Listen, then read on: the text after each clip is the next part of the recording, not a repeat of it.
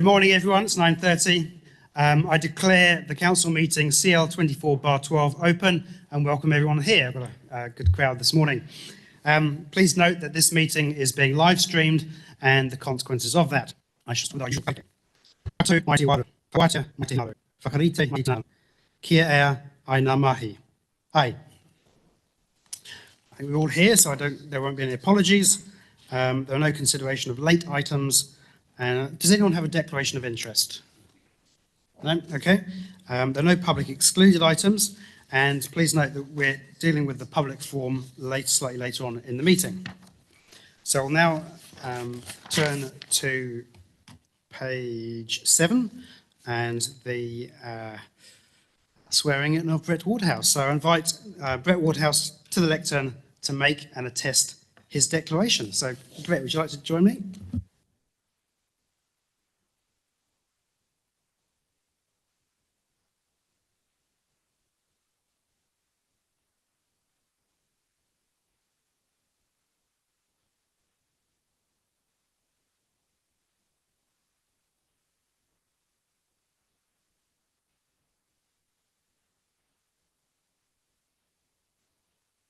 Through all of it, That's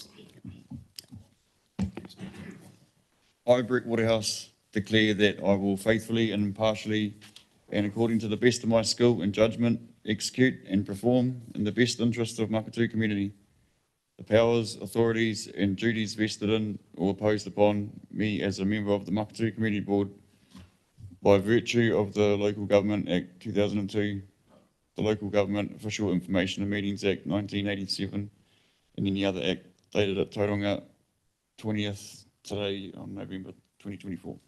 Congratulations.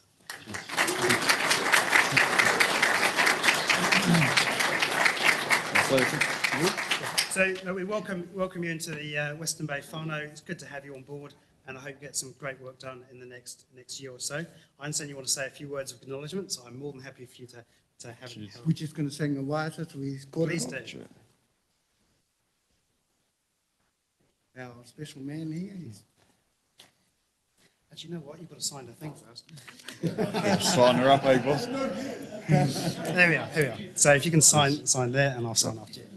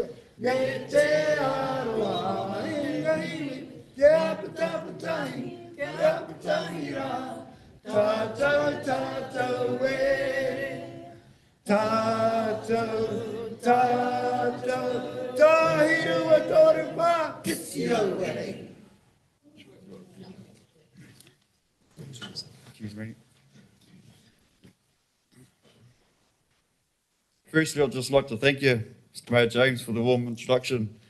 Thank you very much to my Makatū whānau. Thank you for your votes and thank you for showing up for me today. It's an absolute honour to stand before you and represent our magic Makatū. With my wife and my children by my side, I promise to do my utmost to advocate for you, be your voice, keep you informed, and to fight for our essential infrastructure and services that our community deserves. The only thing I ask in return is that your engagement when I need your feedback and your willingness to hold me accountable if I ever fall short. To my fellow councillors, Mr. Mayor, I leave you with this. Ko Makatū ahau, ko au Makatū. I am Makatū, and Makatū is me. Thank you.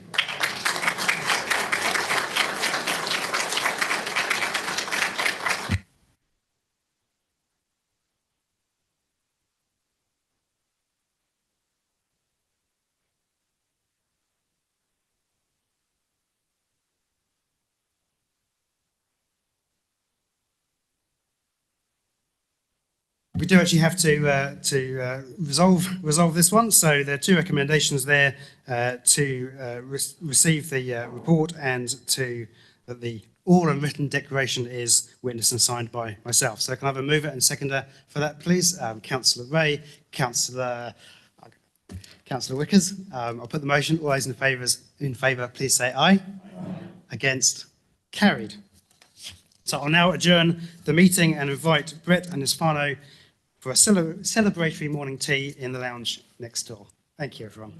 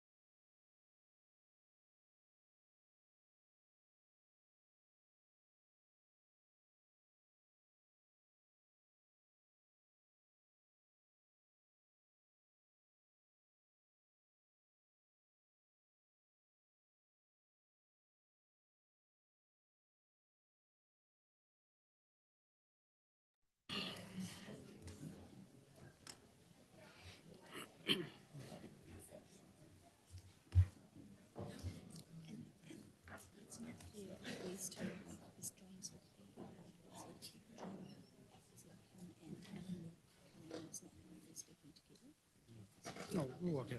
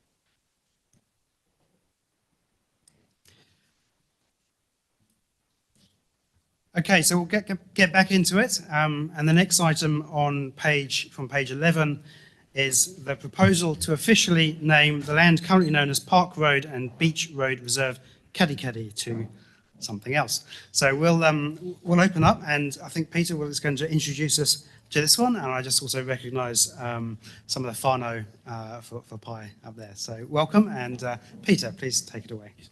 Yeah, thank you, Worship. So I'll just pass over to the whānau just to quickly introduce themselves and who've come in support of this kaupapa today.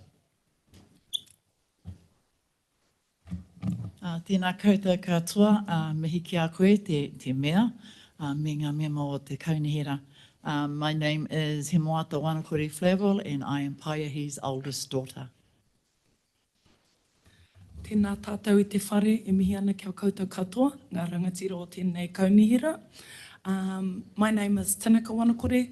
I am the eldest grandchild of Paiahi Wanakore, but was raised by him since birth, so considered his youngest daughter.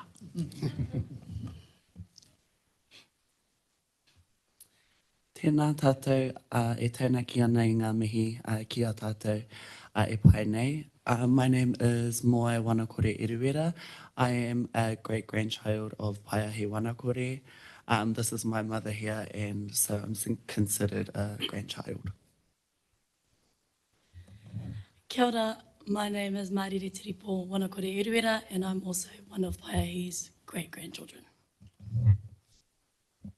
Welcome to you all. Thank you. Yeah, so thank you, Mr. Worship and councillors. So if you've read through the report, it's fairly self-explanatory about the naming process. We did have it, basically did a concept plan back in 2019, and it came up in that process that there was no real name other than named after its location, being in the corner of Park Road and Beach Road, and everyone thought we could do better than that. And yeah, so Pai Wanakore came up as a, Paiahi, I should say, Wanakore came up as an option given his outstanding contribution to the community, to Māoridom and the wider community. I was privileged enough to have worked with Paiahi and when I started here at council, and reading the whānau's words about their father and grandfather and stuff is actually an absolute true reflection of the man he was, a real gentleman and a real person, real diplomat, and did lots of things. He's a very good guy, and yeah, and he lived just down the road too, so his presence in that community with Kirawai, who can't be here today, unfortunately, is very significant to the location of the site. So take the report as read. The whānau are happy to answer any questions of clarification that elected members may have. Thank you, Peter. I think this is a wonderful kaupapa and a great way to honour one of Kadikadi's significant residents of the recent past. I did just have one question, more for the whānau, really, and that is Paiahi was often referred to just simply as Pai, and I just wondered what your thoughts were on potentially having a slightly shortened version of the naming of the reserve with that shortened name, or whether that's respectful, or whether it's a kind of more loving gesture almost. So interested in your views on that. Ai, tēnā tātou. My views on that, or our views on that. The full name is Paiahi. He does actually have a longer name, which we've shortened, you would have seen in the letter. But I think for Dad, it was more about having people be able to say his name. So I think it was shortened to Pai as kind of like a nickname or a name that people could say easily. It's not his name. His full name is Paiahi, and as a whānau, we would like that name to be, titled in the naming, rather than the shortened version that people do know him as. But I would consider it as a nickname, as a shortened version for everybody to be able to pronounce his name appropriately. Okay, thank you. Councillor Murray Benj. A question to you, Peter. Can we, in the naming, make sure that there is a story that can be told under the name so that people know his background and his story? Because the name, and Sir, I knew him as Pai as well, and so which is really quite wrong, obviously. So, but I think as time goes by, people need to remember, and so easily people forget. Is it possible to have a story placard up there? Through your worship, that's a discussion with the whānau about how much more they wish to reveal, noting that for public record is what's in this report and the background that they've given to Paiahi. But, you know, I can talk to the whānau. That's an interesting concept we can look at, not only in this reserve, but other places where through Q code, quick code things, we can do that. So you can scan your phone and get the story from elsewhere if you want to, versus putting up a big public sign, which sometimes can be vandalised and et cetera, et cetera. So that's a good thing worth considering, but it's something I would discuss further with the whānau. It's just so that at Huarua Park, that storyboard is really valued by people, and I don't think it's been vandalised. Thank you, Councillor. Councillor Henry. Yes, this very, very valuable contribution to the community over many, many years. While other people were away overseas, he stepped up to the plate and kept the home fires burning, and it's a huge acknowledgement. My question is, Peter, you know, we have many tributes around the rohi for people, and they're sort of contained within the parameters of a square sort of box. Are we looking at working with the whānau to try and create something that's more appropriate to the statesman that he was and from his heritage? Have you thought about how it will be presented in the park? Some of the ideas I've discussed with the whānau is perhaps moving away from our traditional signage, like some form of carved signage, I think would be appropriate to represent the mana of Waiahi. Okay, I think we better stay on the topic of the naming of the reserve rather than broadening it too far. I mean, I do note that next triennium will be the Katikati Wai Beach Reserve Management Plan, so things like that could be considered at that point, probably more appropriately. So I'm not seeing any more questions, so there are 5 recommendations there.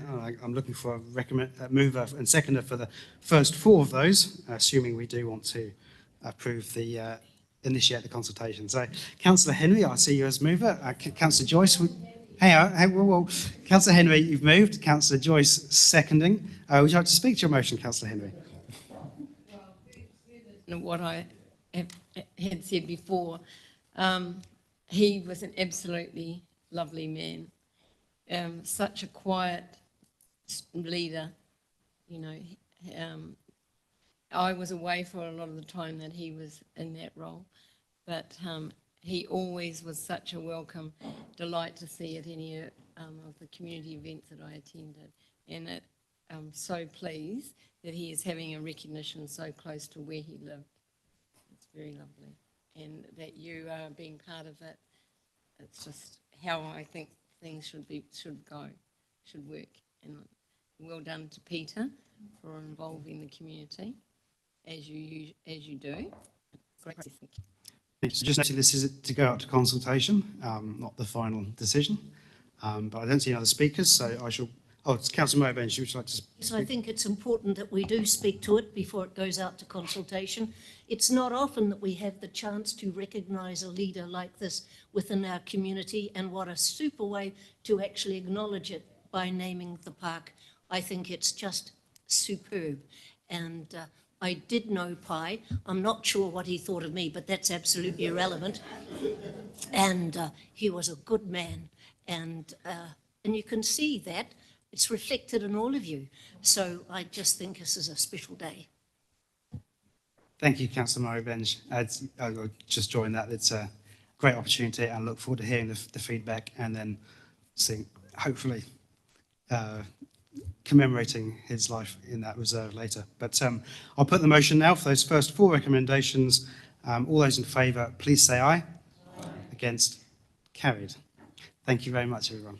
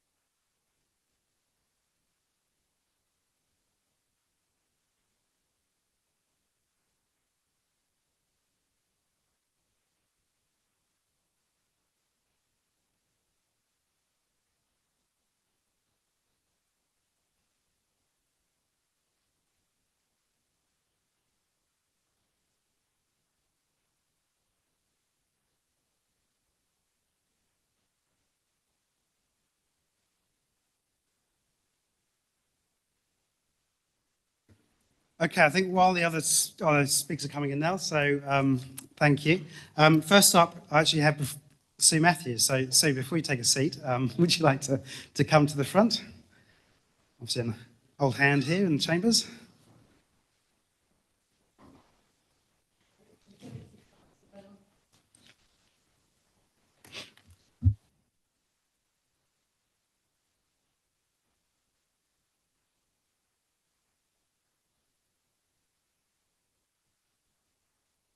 So before you start, I just remind everyone to turn the microphone on. So it's the button on the right-hand button on your machine, and the red light comes on. I would also note that we do have actually 8 speakers on very similar topics. So I would like to keep it tight, and that try not to repeat what the previous speaker said just repetitively. So with that. Sue, please. Thank you. Take it Good away. morning, Your Worship, the Mayor, councillors, staff and visitors. As the Chair of the Paengaroa Community Association, I have a success story I wish to share with you today. Please bear in mind, I've only got 20 pages, please bear in mind with me, at the end there will be a point will become apparent. So I've handed out the Paengaroa Community Development Plan, which is for review in 2015, a survey form developed by me from previous community feedback and linked to the plan to make it easier to collate, and a newsletter. So on the 9th of November at Paengaroa Domain, also known as Eastern District Sports Club, we held a spring festival in the park to celebrate our volunteers, highlight the businesses in our community, and engage with the community to get feedback for the review for the community development plan.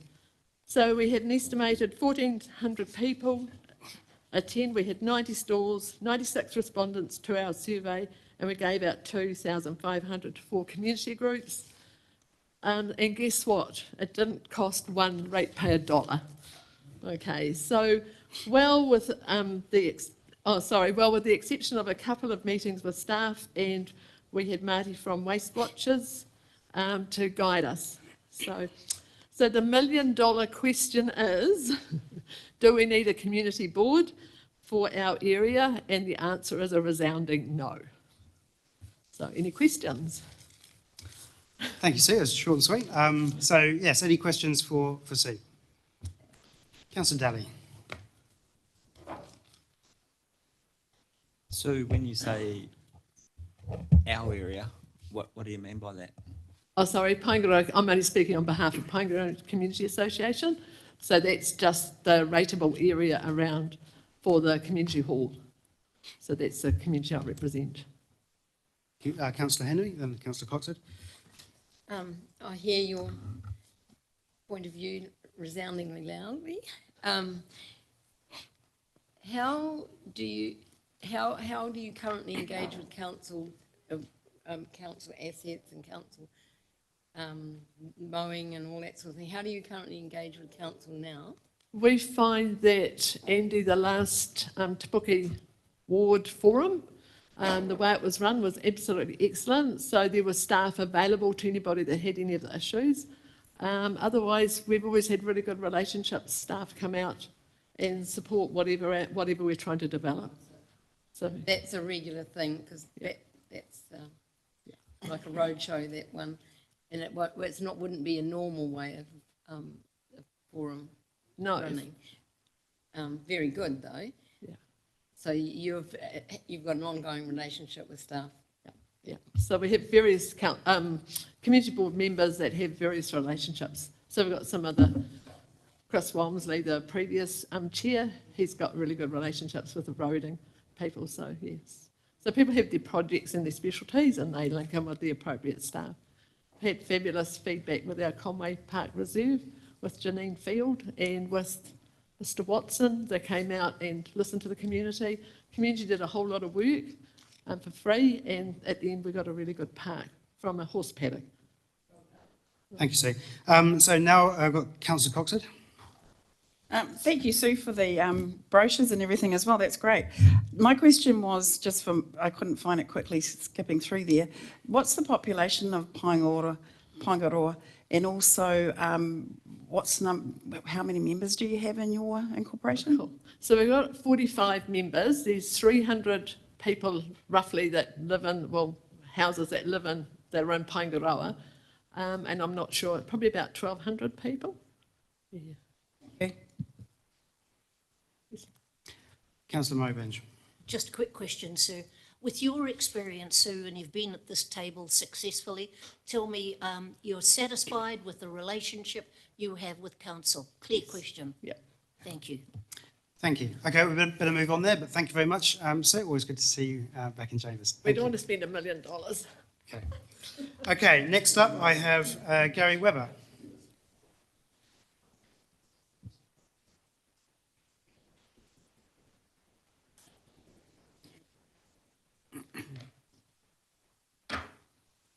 Morning all.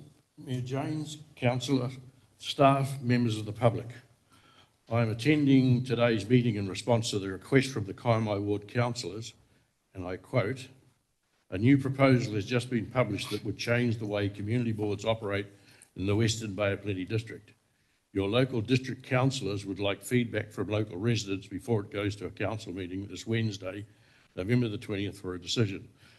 This request came out on Monday afternoon, and as this public forum is the only opportunity I have to address them all, here I am. The basis of the request was around option C, was referred to as the new proposal. During the submission process, there were many options put forward, ranging from do away with community boards altogether, right through to continue with the status quo. Whilst my own submission called for 2 community boards, with every resident being included in a community board area, I believe that given all of the submissions presented, that option 5C is an elegant, consistent and inclusive compromise, as it means every resident will be included in a community board and does not deny the opportunity for ratepayer associations to do their own thing, as currently many of them do. I'd like to remind councillors that there are large numbers of rural and lifestyle residents who are currently not included in a community board area, and to my mind that is unfair.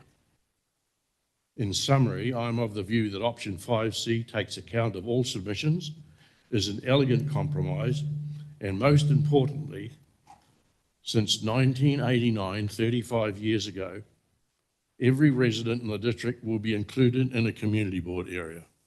Thank you for your time. Thank you, Gary. Are there any questions No? Okay. Oh, sorry, Councillor Daly, you are. Well, Gary, just on what this proposal.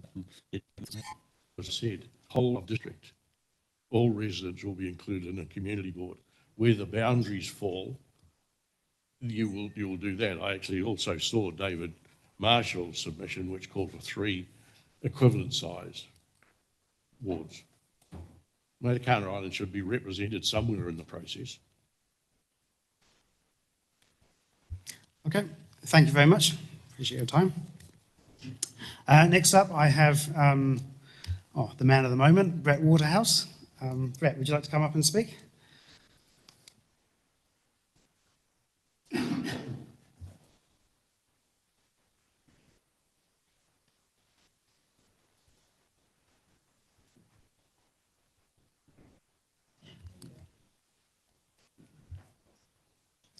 Please go ahead, yes.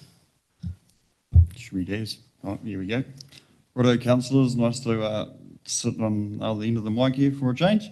So I'll just rattle off a bit of things that I'm kind of concerned about. The initial proposal, the retention of the 5 community boards with adjusting the boundaries, you know, that aligns with the 74% of the submitters who supported the option. To adjust the boundaries without dismantling the structure of the community boards could be a better way to address the concerns of the underrepresentation throughout the rest of the district, rather than risking us on an untested model. Presenting an incomplete or insufficient consulted proposal like the 5C and 5D undermines the integrity of the review process and could alienate the communities with the trust in the council's process, as the 5C and 5D options appear to shift the structure from a community board type to a ward committee type, which is significantly different. Such proposal lacks the clear public consultation and the transparency since they were not part of the initial consultation. It seems misleading to interpret the 78% majority support for the community boards as support for the ward committees, as there was 0 to minimal direct consultation on the 5C and 5D. Supports my point that these should not really be votable options without the adequate public engagement. Representation for the Makatū, moving from 4 active board members down to 1 representative. It significantly distinguishes the ability to accurately represent and advocate for Makatū. The community will struggle to get their diverse feedback through the 1 person rather than the 4.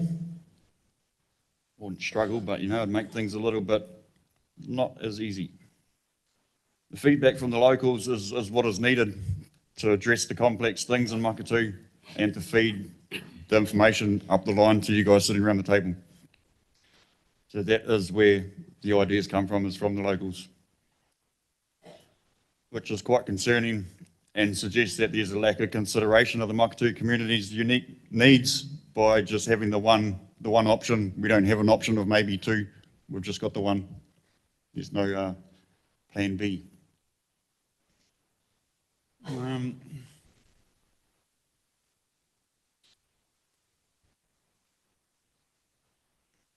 Are we going on to the Māori wards? Is that a later on stint, or yarn it all out now there, Mr. Mayor? You can speak about it. You're here to talk about the representation review. I just remind you that we've only got 5 minutes per person, so it's not envisaged you just give your view on everything, because you're not, you're a councillor here. But Sweet as. Yeah, I just want you guys to all just be aware that, I come in today and my community come with me. We are a family. We work as one. We can get things done by using our particular set of skills that we have in the community. I don't think we need to get these downer guys in. We don't need to get these big subcontractors in. We have the ability in our village. We just need to utilise it a bit more and get things done at a better time frame, because things just take too long. We're running out of hearts waiting for things to get done. And I think by going to a ward committee type arrangement, that's going to put Makatū in a worse position than we have been, and we're already in a bad position with the lack of simple superstructure maintenance happening. So that's my opinion on it all, that we can't afford to go from 4 to 1. We're a historic cultural place, and we need our dues. Thank you very much. Brett, are there any questions? No? Okay, well, just in there, Councillor Cox said. Just got in time. Brett, so currently I think it's about $184 per ratepayer that is being paid for the community board in Makatū. And I'm not presenting any view here, but option 5C does mean that that would be a lower cost and potentially more money for the whole district. Have you considered that at all? In terms of, I understand what you're saying about only one representative for Makatū, a greater amount of money, undetermined at this point, but a possibility? I get what you're saying, but it's the projects that need to be done in Makatū, the maintenance of the drains, the roading factor, the curbing factor.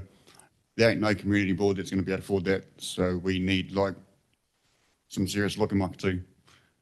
There's been years and years and years of no maintenance, and that's what I'm talking about. It's not so much the community boundary.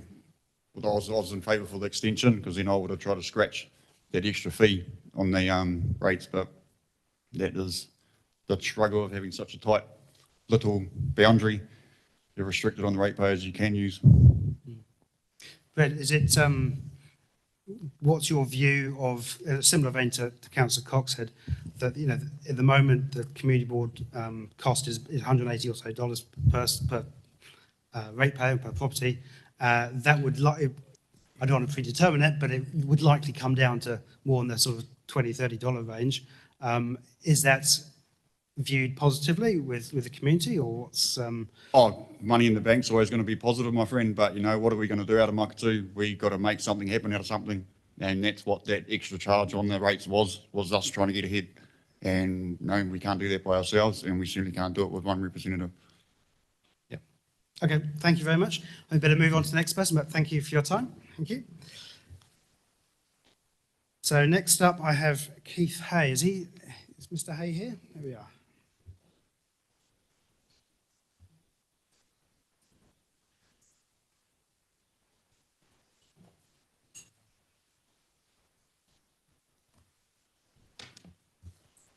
Thank you for the opportunity to talk to you today.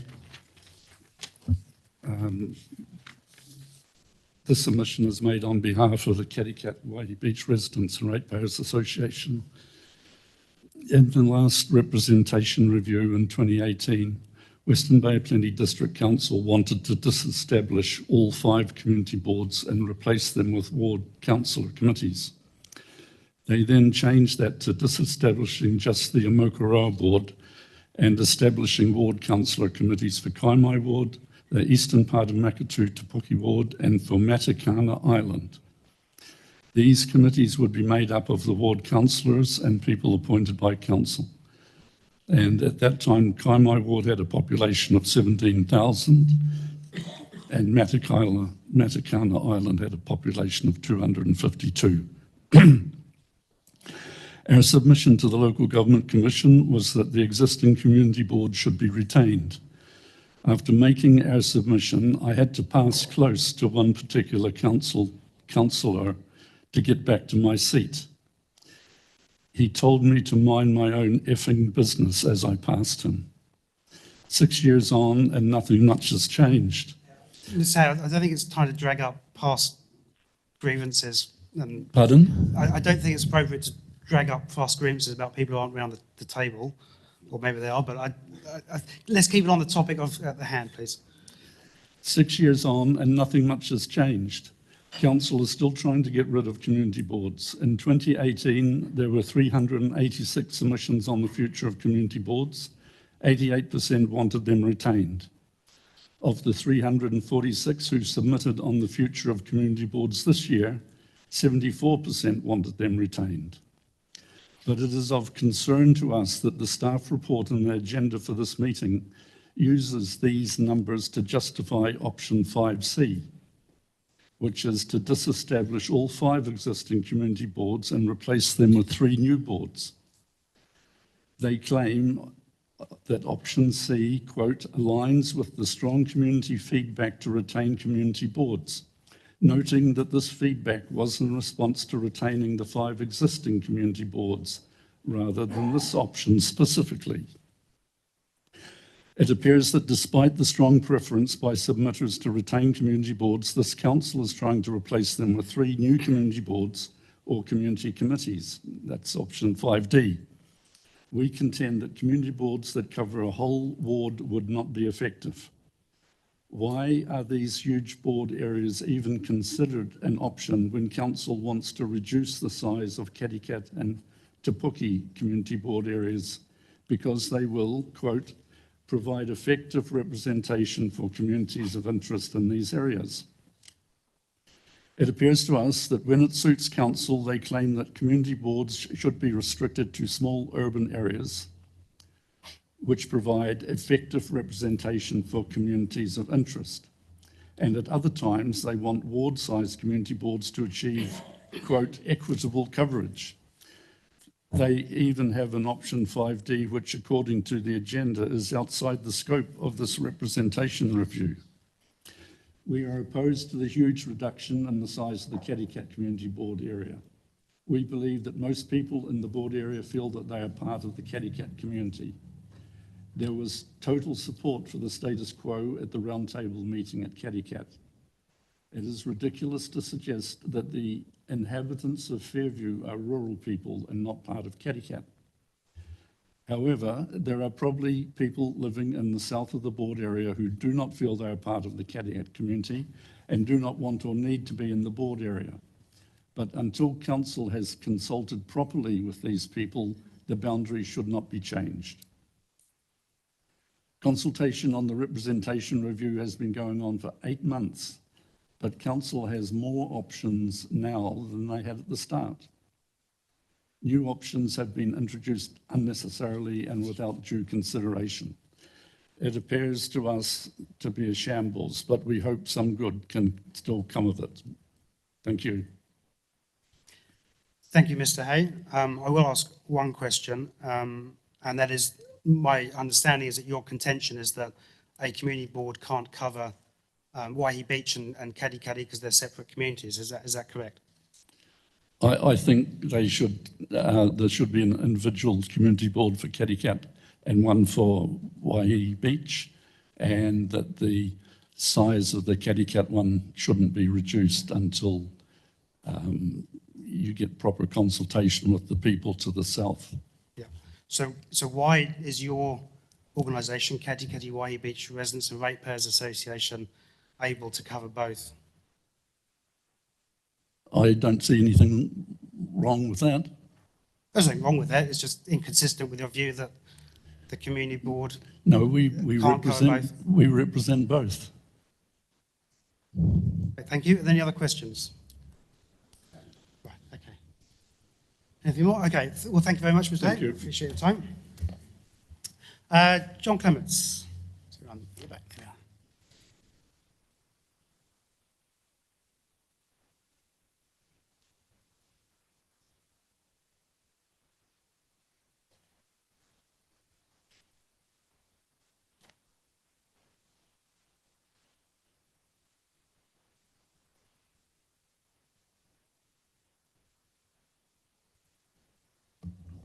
Good morning. Thank you, Mr. Mayor and councillors. I'm representing the Katikati Community Board. On Monday, a number of us had the opportunity to attend a function to commemorate the commencement of the building of the Abbeyfield House in Katikati. Abbeyfield said this was the quickest any community had raised the funds for an Abbeyfield complex. The reason given, and that this is unsolicited, is that Katikati is a unique community, and it is. I urge you, all of you, not to support this erosion with the joining together of community boards. This rests on your conscience. On the one hand, the council is wanting to shrink the Te Puke and Katikati to focus on communities of interest. On the other, they're enlarging them to cover a whole ward. That is totally contradictory. The logic is totally inconsistent and contradictory. Secondly, our community board would not want to prescribe to Puki or any other area, or Makatū Kaimai, how they should be represented. It is not it's not that we didn't have an opinion, but that is a local decision. They should have been consulted, but they haven't been. Therefore, that 50% who didn't know, claiming that it was they were not bothered, is quite meaningless and confusing, because it was an inaccurate interpretation.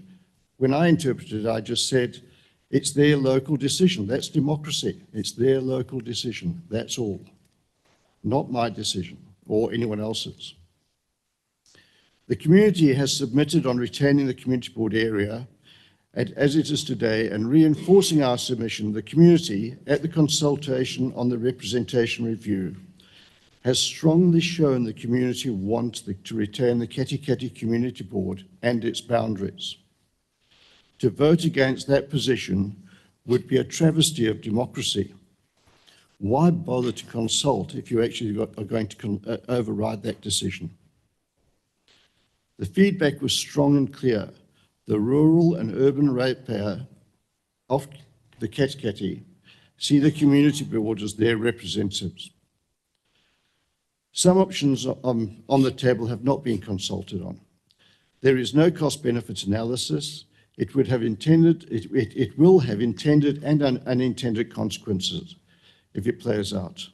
The new published proposals would substantially change the way community boards operate in Waihi Beach, Katikati, and the rest of Western Bay. Surely it deserves community input. We have received extensive feedback from the proposal for Katikati, and the overriding view is leave it alone. Thank you. Any questions for John? No? Okay, well, thank you very much, John. Appreciate your time. Okay, next up we have Ross Gowdy.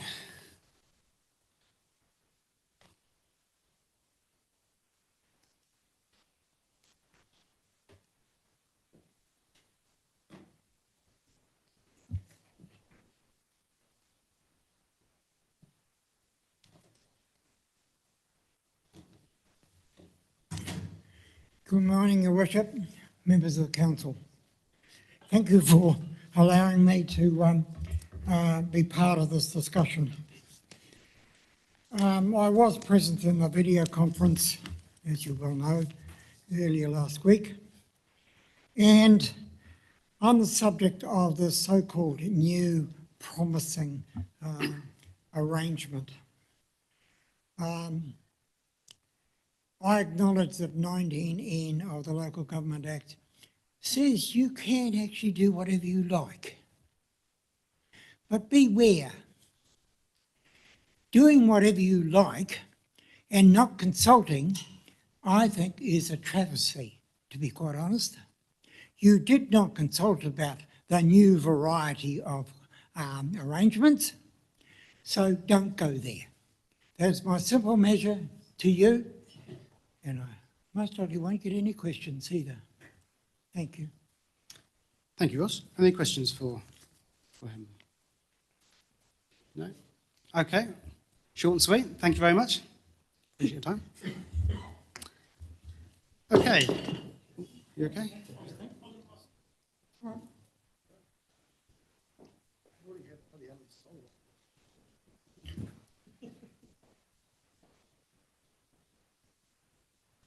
Okay, next and last up, we have Stephen Simpson.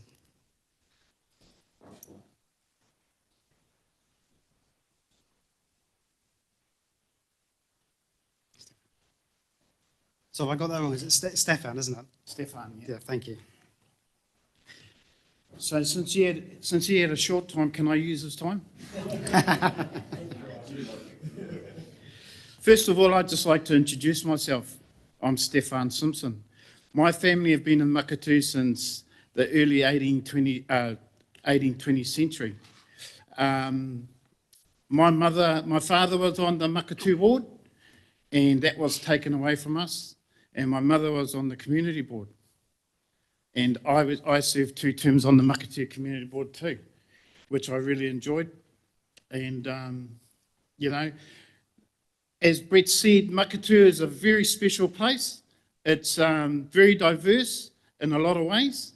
We've got Europeans, Māoris, we've got mongrel mob, we've got very rich people, and we all live in harmony in Makatū. I like the idea of changing the ward size, because with Makatū people, I've always seen Makatū as crossing and going along the motorway to the Kaituna and then back to Makatū. I like that idea and invite Paengaroa and Pongakawa and that to be part of Makatū if they want to, but if they don't, that's fine. And we're, as a community board, we're always reaching out to those people to come in and see us at the Makatū Community Board to speak to us. Being Māori myself, we treat the Makatū Community Board as a heart, a living thing, and the people in Makatū, like the marae, they all play a part in it. We always go to everybody's meetings, the hauora, the surf club, and they're all part of it. And if we take the Makatū Community Board away, that will disappear. The heart of Makatū will disappear. You can't do that to Makatū. Makatū is a living thing, and Makatū was the biggest bay, had the biggest bay in the Bay of Plenty, and it was destroyed by the Regional Council and the Bay of Plenty, Western Bay Council. The water was taken away from us. And, you know, the community board, if you take it away, we are the branches of our community board. The councillors are the ones that we tell what we want done. And we are the ones that communicate with the local people. The local people want our community board to stay. There's in no uncertain terms they want us to stay. We're not. I'm part of it because I'm always ringing up the council complaining. I'm not in it anymore. You know, we came here and Laura and I, we spoke to the council and said, we're going to have a Facebook page. And that was amazing. It was amazing in Makatū because it got people communicating. And it probably got me voted off because all the young ones joined and they voted. So, you know, but that's life. It goes, that's how life goes. And I support it. And I support the community board. And all I want to say is, with Māori, we never walk alone. Like Jesus says, you never walk alone. All my ancestors are behind me, and they're all voting for the Makatū ward to stay. And with that, I'd like to finish. Thank you. Thank you, Stephen. Any questions for Stephen? Councillor Sol. Hi, Stephen, and thanks there. How do you feel about the potential to increase the area of the CB? Is that something that you have a view on? Yes, I do. Of Makatū?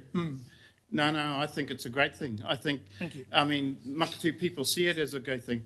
I think Te Puke's too big to have us connected with them.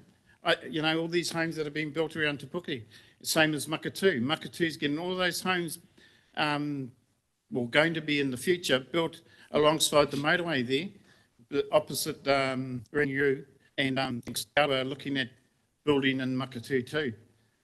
So, you know, we're only going to get bigger, not smaller.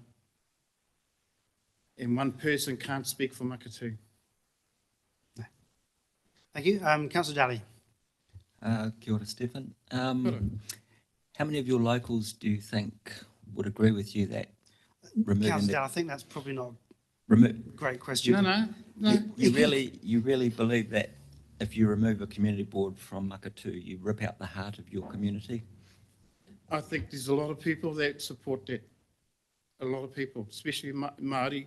You know, Māori people always believe that, you know, the heart of the community is alive. Okay, well, I think there's no more questions. So, great T-shirt, by the way. Okay. Thank you for listening. Thank you for being very much a Makatū morning this morning. So with that, we'll end the public forum. Thank you for all the speakers. That's been really, really helpful. And we'll move into the reports. So we get to the report from page 21, which is the final proposal for representation review 2024. What I'll do, I will be taking the resolutions in parts, and I'm aware there's some complications or different views and so on, so we'll just take it slowly and work our way through. But before I do that, I'd like to welcome Emily and Rachel to the front, and they will introduce the topic and answer any questions. So, Emily. Thank you, Mayor James. Good morning, everyone. I guess the purpose of this report really is to respond to the submissions that you've received through this process, 550 in total.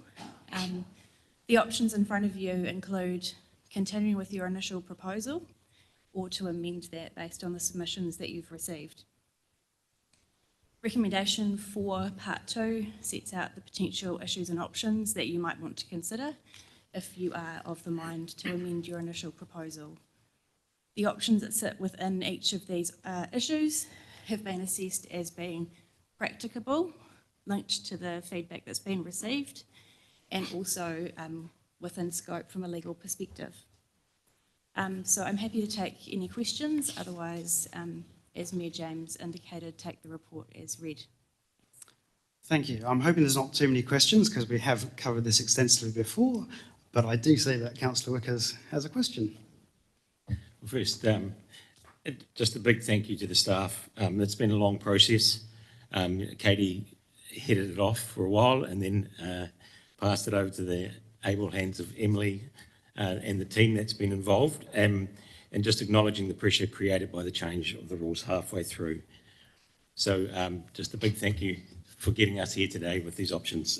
So question, the confusion that's out there. So with the initial proposal, there was no options. We just went out with this. Can you explain why that was?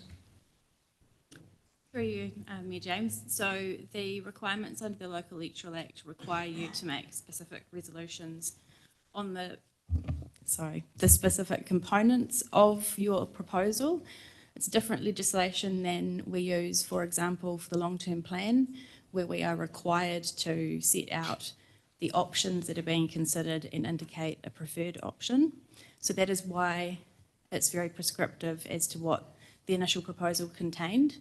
We did take the additional extra step of including some information at the back of the initial proposal to outline the kind of key options that were considered but not preferred, because we thought that might be useful for people who are considering giving feedback to have some oversight of those other options that Council considered. I also note that this is called the final proposal. So it's still called a proposal. Why is that? Essentially, that's the terminology from the legislation and the Local Government Commission guidance, and it remains a proposal until you have concluded your appeal or objection period, depending on what your decisions are, which of those applies. And the last one, so essentially, regardless of what is voted on here today, the outcome today, it's essentially still with the people until the objection period and commission process is over. Is that correct? That's correct. It depends on which option you go with today. Yeah. So if you go with your initial proposal, it's only open to appeal, which means only submitters can make appeals on their points, and they must relate to points that they raised in their submission. If you make changes to the initial proposal on any other matter, it's then open to objections, and that can be to any person on any matter. Thank you. Thank you. Councillor Murray-Bench. I only have one question, Emily, and that's on page 48 of the report, and there's an option to see no Māori wards, but that's now not legal, is it? Because we've already made by majority a decision to have a Māori ward, so why is that option in there? Through you, Chair James, as I stated before, all of the options are both practicable and legally within scope. The reason why you need to reconsider your Māori ward decision is because you need to respond to the feedback that you have received through the consultation period, just like any other key aspect of the initial proposal. The Māori Ward decision was unique in that, like the electoral system decision where you determine whether you use first past the post or single transferable vote, that's taken much earlier in the process, and then the Māori Ward decision is taken earlier in the process. But this time we had a very unique situation with a lot of changing legislation, which meant that there was another decision to affirm or rescind the Māori Ward for the purposes of including that in your initial proposal. So that's the decisions that have been taken to date, and then you have a decision to make today. It does feel quite repetitive to keep making the decision, but that's the rules we play by. Are there other questions? No? Okay.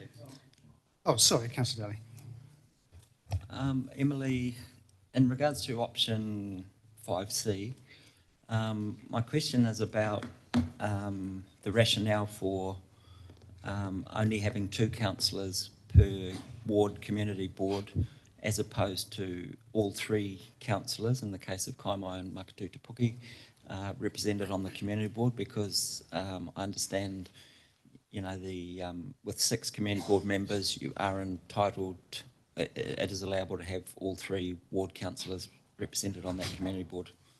Could you explain why we wouldn't want to put all 3 councillors on the board? So essentially that's for your decision. The default option that was put in that option, and as discussed through the workshops that have been held already, was to appoint 2 councillors per community board, as is the practice now. As you point out, you could have up to 3 appointed elected members. If you had 6 community board members, you're allowed to have 50%, but that would be a decision for council to consider when it considers that option. If there was support to amend that, then that's your decision. Could I signal that I would like to make an amendment at the appropriate time to that effect, if that's possible? I've noted that, thank you. Councillor Granger. Just following up on Councillor Daly's question, is that a decision that the next mayor can make when he sets up the committees in the next triennium, or is that number set in concrete now and cannot be changed? So the number of people appointed does need to be part of your representation review final proposal. It is something that is also subject to appeal or objection if someone so wished. The decision for the new mayor, whoever that may be, would be who those councillors would be that met that criteria. Right. Thank you. I don't see any further questions, so we'll move on to the recommendations. So I'm asking for a mover and seconder for the first 3 recommendations, which will be to receive the report that is high significance and we receive all the submissions. So I hope there's no controversy here. Councillor Granger, Councillor Joyce, I said no debate. You want to debate this? Okay, Councillor Mowbray. No, I don't want to debate it, but I really think it's important to note that with the 60,000 plus population that we've got, the 2 most important reactions were for community boards. No, sorry, this is is this relevant to the motions? It's relevant because we've done so much consultation, we've done it again and again and again, and the reaction has been not overwhelming response, and it's a great shame that more people don't participate in it. 365, I think, was the most, and that was for community boards and wards, and people like the system. I don't know that I can't say that we have done the wrong thing in our consultation, because you've tried and tried and tried, and to motivate people to participate is the major challenge. And so with a 60,000 population and 380 something being the biggest number that responded, I just think it's worth noting. So how we just get closer to people is the major challenge. Thank you, Mary Benja. Fair comments there about how the difficulty of consultation. But if there's no further comments, we have a move and seconder for those first 3 recommendations. I'll put the motion. All those in favour, please say aye. Aye. Against? Carried. Right, that's the easy bit. So, I'm assuming that there's not going to be a mover and seconder for recommendation 4, part 1, which is just to accept the initial proposal wholesale. Is there a mover or seconder for that? No? Okay, so we'll move on to 4, part 2, which is to consider the various issues one at a time. So we'll go through those. Sorry. Can we have those on the board so people can follow it?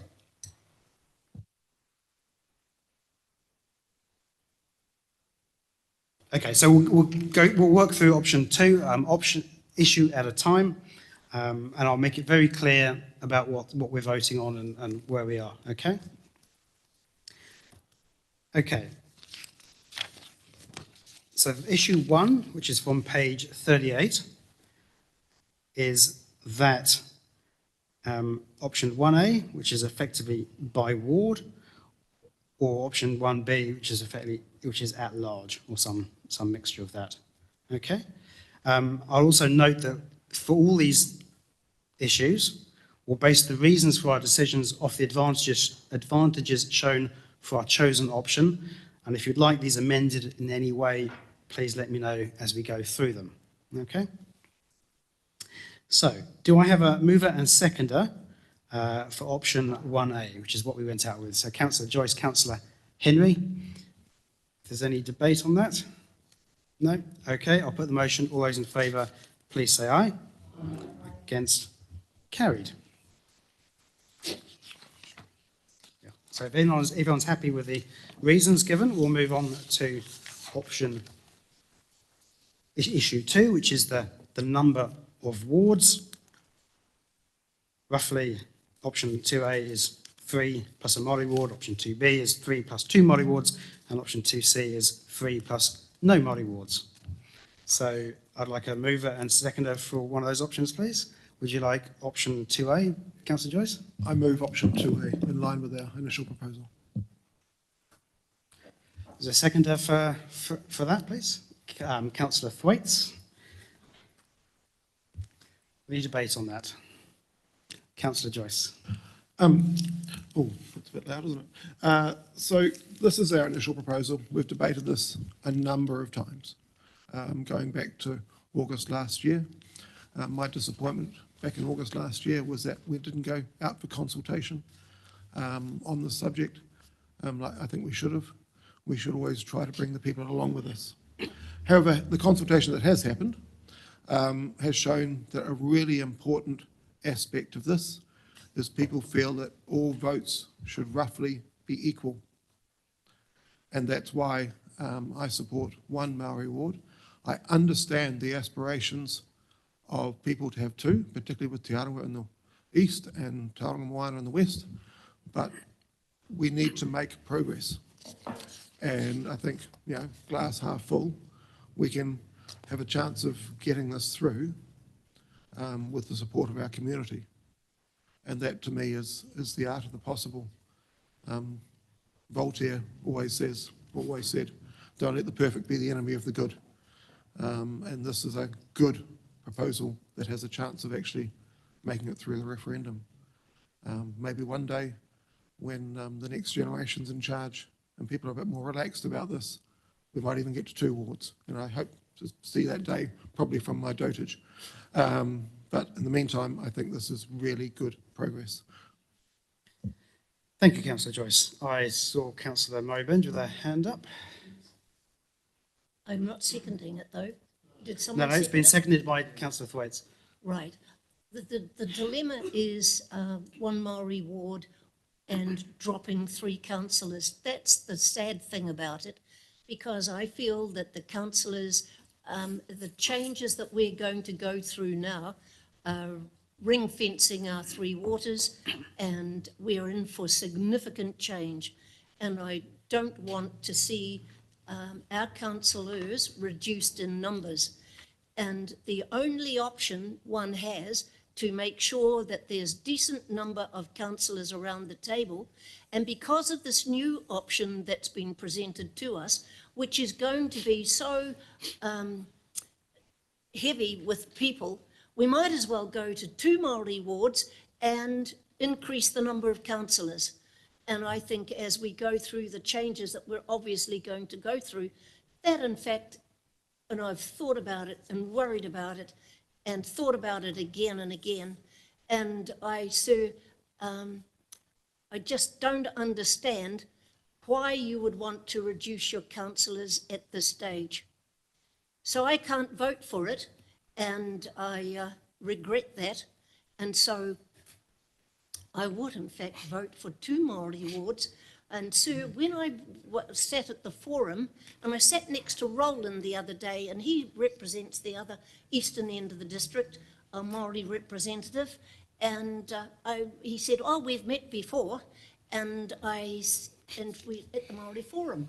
And that was when we were all one and all round the table. And I said, I missed that, and he assured me so did he. So I have a problem, and I cannot vote for this option. You cannot reduce the number of councillors. It's wrong.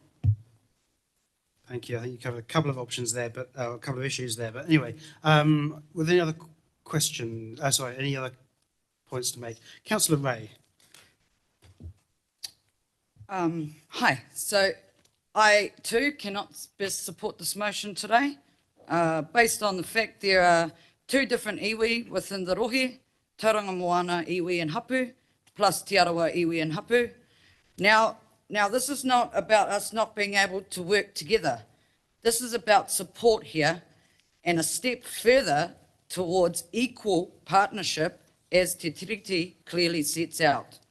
One person who maybe sits in Makatū, for example, will not be equipped to handle the deep and meaningful issues of mana whenua in Tauranga. And they should not be expected to either. It seems somewhat tokenistic to me to only have one. We only review this arrangement every 6 years. Now, if I can just take census data from 2013 to 2018, a 5-year period, shows an increase of the Māori population in the Western Bay of 2,000. Now, I have high suspicions here we'll see a greater movement of Māori onto the Māori roll in light of the controversial treaty bill and hikoi of over 42,000 people on Tuesday to Parliament steps. Regardless, the elected member or members in the Māori ward would have to effectively represent all people, not just Māori and their interests. It would be extremely unfair to have one person for this. We received feedback that 2 Māori wards was something that our people wanted. I understand the feedback for this was lower than 10%. However, if we look hard at who it was that submitted these views, it came through from very strong, prominent members of their communities, people who are leaders within their own right and who clearly know what works well and what doesn't better than we do at times. All I ask is that we don't write this off completely or accept a bare minimum.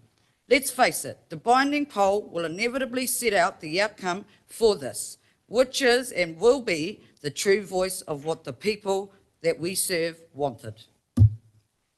Thank you, Councillor Ray. Any other speakers on this one? No, before I put the motion, I think I would like to just say a word. It does feel frustrating that we're reaffirming the reaffirmation of the decision we made a year ago. And I support having a Māori ward. And I think following Councillor Joyce's comments that this one is a strong proposal that has a good chance at the referendum, but we'll see how that ends up. I do acknowledge Councillor Ray's kōrero about having 2. In many ways, it would make sense having Tauranga Moana and Te Arawa iwi represented or iwi groupings represented, but I don't think that is the right option at this point. But I acknowledge your concerns there. So with that, I'm going to put the motion, which is for option 2A, which is 3 wards plus a Māori ward. All those in favour, please say aye. Aye. Against? No. Carried. Okay, we're called for a division. So those in favour, please raise their hands.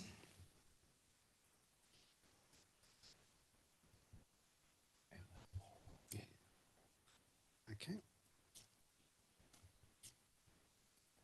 And all those against, please raise their hands. Thank you. I declare it carried. I will just ask, because this won't be the last one, I suspect. When you raise your hands, if you can raise them pretty high and not sort of just shuffle it around, just sort of chest height. Okay, so we'll move on to issue 3, which is the number of councillors. So that has, I think everyone's got the flow chart with them. So that has, the last decision has affected the options that are now available to us.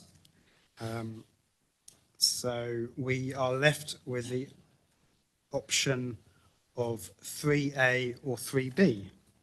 Am I correct, Rosa?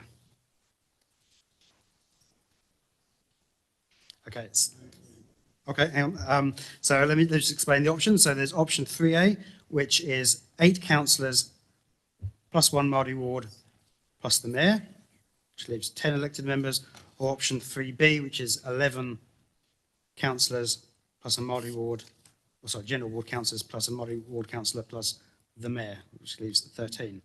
So I've seen Deputy Mayor Scrimgeour, you're moving option 3A. And you second that? Okay, would you like to speak to your motion, Deputy Mayor Scrimgeour? Yes, I would. I don't have much to say, but I do believe that given the decision that we just made around the number of wards, that this is a sensible outcome of that. I accept that it does alter the numbers in terms of representation.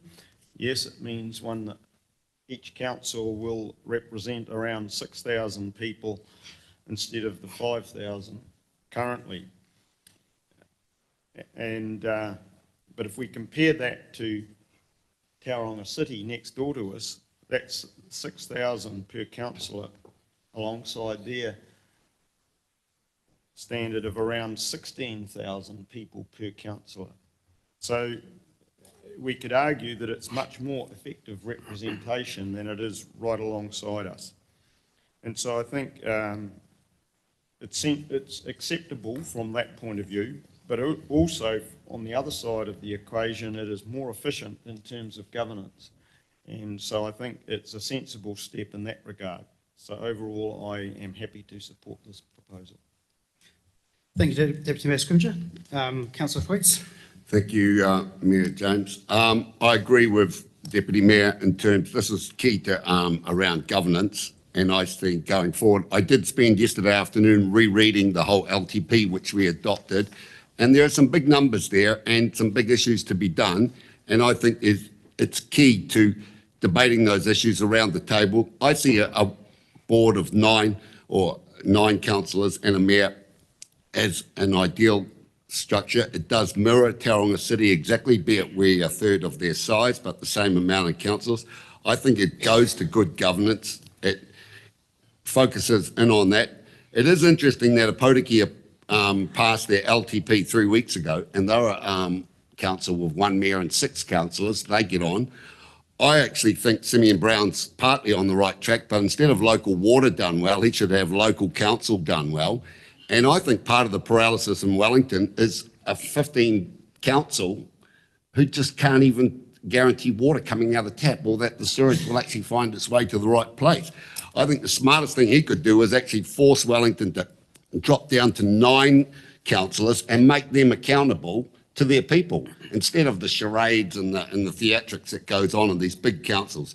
Mayor Brown's got a slightly different action in Auckland. He's got separate powers under their legislation, and he has his own department, so he can propose all sorts of things. And the theatre that goes on with 20 councils is fine there, because governance decisions are made by some other part. So anyway, in all, I fully support a council of 9 councillors and a mayor facing the key issues going forward. Thank you. Thank you, Councillor Thwaites. Next up, I have Councillor Joyce. Thanks for this, and I agree with the 2 former speakers. So I did a bit of reading around. You know, corporate life is not the same as council life, but there are parallels.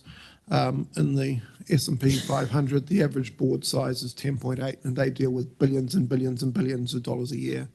Go slightly broader in US corporate life, and say the Russell 3000, the average board size is 8. If you go around the world and around councils, you know, this is a number that actually can do the job. I noticed the reference, not just from Don, but also previously about local water done well. Actually, that will largely be done by the next election. You know, we'll have to ring fence that off.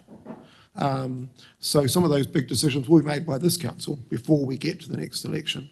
And our council will have, in one way or another, smaller responsibilities with things ring fenced off. We've already ring fenced off housing, and now we're looking to ring fence off, you know, the waters, the three waters. So we are changing. I'd also note that there's been a movement of push, you know, sort of from some people saying, well, what is the future of Western Bay? Maybe our future isn't a combined sort of sub-regional council with regional council and Western Bay and Tauranga. If that's the case, we'll be lucky to have 2 or 3 councillors all up for our area. So to say we can't do it with the numbers proposed here, I kind of find that hard to believe. You know, this is not a huge council. It is about efficiency and good decision making. You know, board sizes around the world tend to be around this size. And I haven't really heard any big arguments against it, although of course I will be listening. Thank you, Councillor Joyce. Councillor Coxhead. I must admit I've oscillated between the 11 councillors and the 9 councillors. Felt a little bit like Goldilocks. One was probably a bit big, the other one felt a little bit too small. Didn't seem to be one just right, maybe it's 10. But given the plus or minus 10% on in terms of the Māori ward and also the 8 general wards, I felt like it. I felt like it landed in the right space there. So I was reasonably comfortable with this. I do believe the workload may be greater, obviously. I find with a large district being in Kaimai district, I find that challenging geographically, and I'm sure that's what's going to be the case for the Māori Ward Councillor as well. And I've said this before, nobody does this job for the money, so as long as we all realise we're going to have to work a little bit harder if we are elected again, basically, yeah, you have to be committed to do this job. Thank you, Councillor Coxhead. I see Councillor Sol. Thank you, sir. Yes, basically, when you come down to it, governance is the key word, I think, here. And whilst at times it didn't sit well with me to see the reduction, the overriding factor is governance, and I believe it's still a good opportunity for us to tighten up, I guess, in many areas with our decision making. So I would support this one. Thank you. Councillor Murray Bench. I'd be a hypocrite if I voted for this one, having said that I thought the 9 councillors cutting the council numbers down by 3 in order to get 1 seemed to me to be totally illogical. And I look at Western Bay. You can't compare it to Wellington. You can't compare it to most other places because it's geographically spread.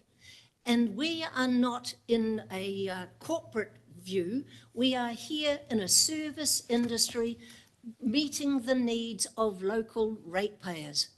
And if we divorce ourselves from the community, you then become ineffectual and you lose the heart of the operation.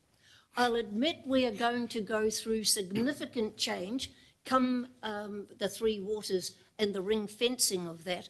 But my view is that's for another day. And this particular one, having stood here and represented the Kaimai ward, and I stood because the Hill people were being walked over, Mr. Chairman, and I worked hard to make sure that I keep the network as good as I possibly can, working with the community, encouraging people to talk about do they want community boards or ratepayers association. And when they know they've got to pay for a community board and they can have a ratepayers association, they expect the councillors to work with them. And I have to commend the Kaimai ward councillors because that's what we do. So I regret that we're going backwards in numbers at this particular time. We need as much experience round the table to cope with what lies ahead, and lie ahead it will. So in the meantime, I can't vote for this one, and I would have liked to have seen 11 councillors round the table. So I can't vote for it. Thank you, Councillor Murray Benj. I'll just say a few words on this one. There is a tension between our governance function and our representation function. If you're going with a pure corporate model, you'd probably end up with about 6 or something, as Rodney has outlined. But we do need representation as well, and we do need to cover the district.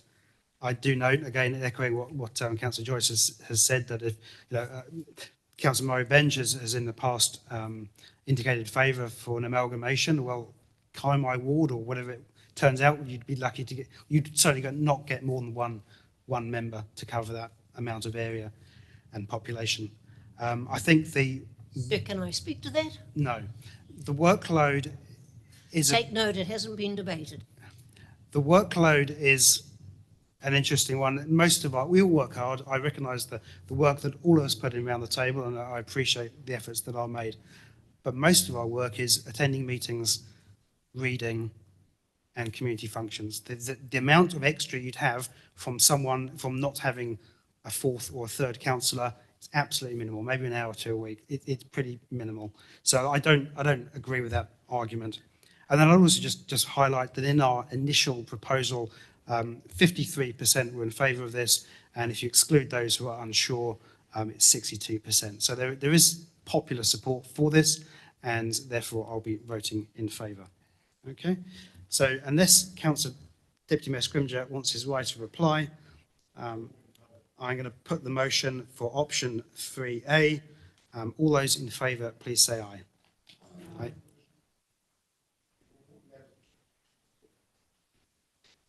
Okay, so division, all those in favour, please raise your hands.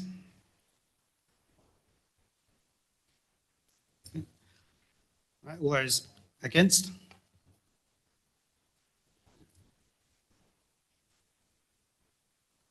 I declare that carried. Thank you. Moving on to issue 4, which is the minor ward boundary adjustments, and that's from page 68. So hang on. I think the option here is option 4A, which is to make small changes to the boundaries to make the numbers fit within the plus or minus 10%. Okay. Councillor Granger, are you moving? Yep. Is there a seconder, please? We don't really have a choice. Councillor Ray, seconded. You've half given your speech already, but would you like to just clarify that for them? I said we don't really have a choice, having made the other previous decisions. It falls out naturally, so that's the way it has to be. Okay. If there's no further comment on that, I think it's very straightforward, but if there's no further comment, I'll put the motion. All those in favour, please say aye. Aye. Against? Carried.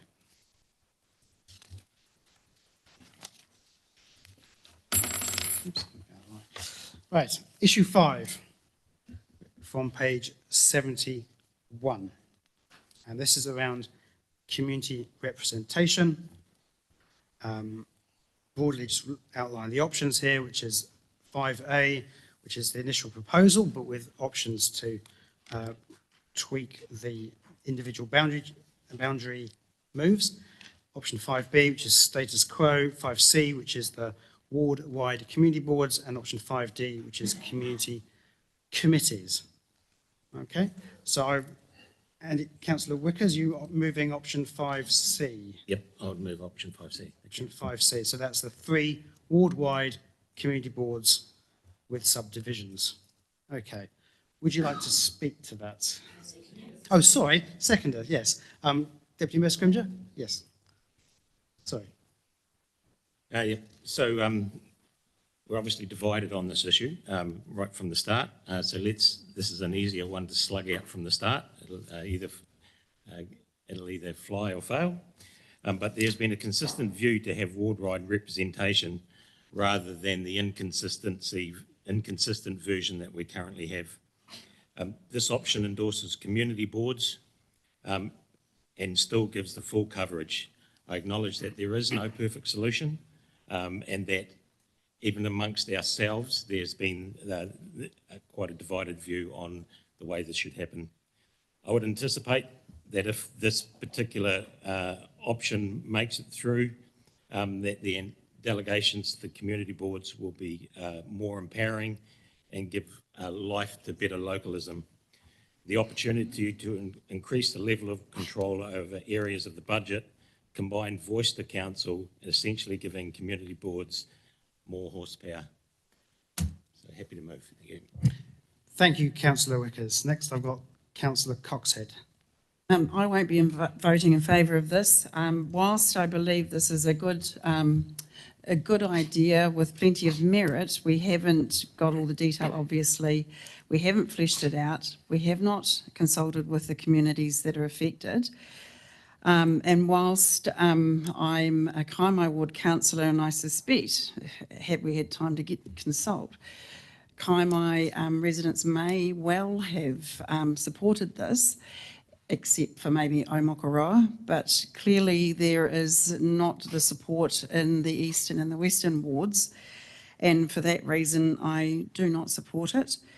The downside to me not supporting it and this not passing is, of course, we've got 6 years to the next representation review, and whilst I think it is a possibility that the community may well support, we won't know. Well, we don't know at this point. So, yeah, based on all of the above, I'm afraid I won't be supporting this.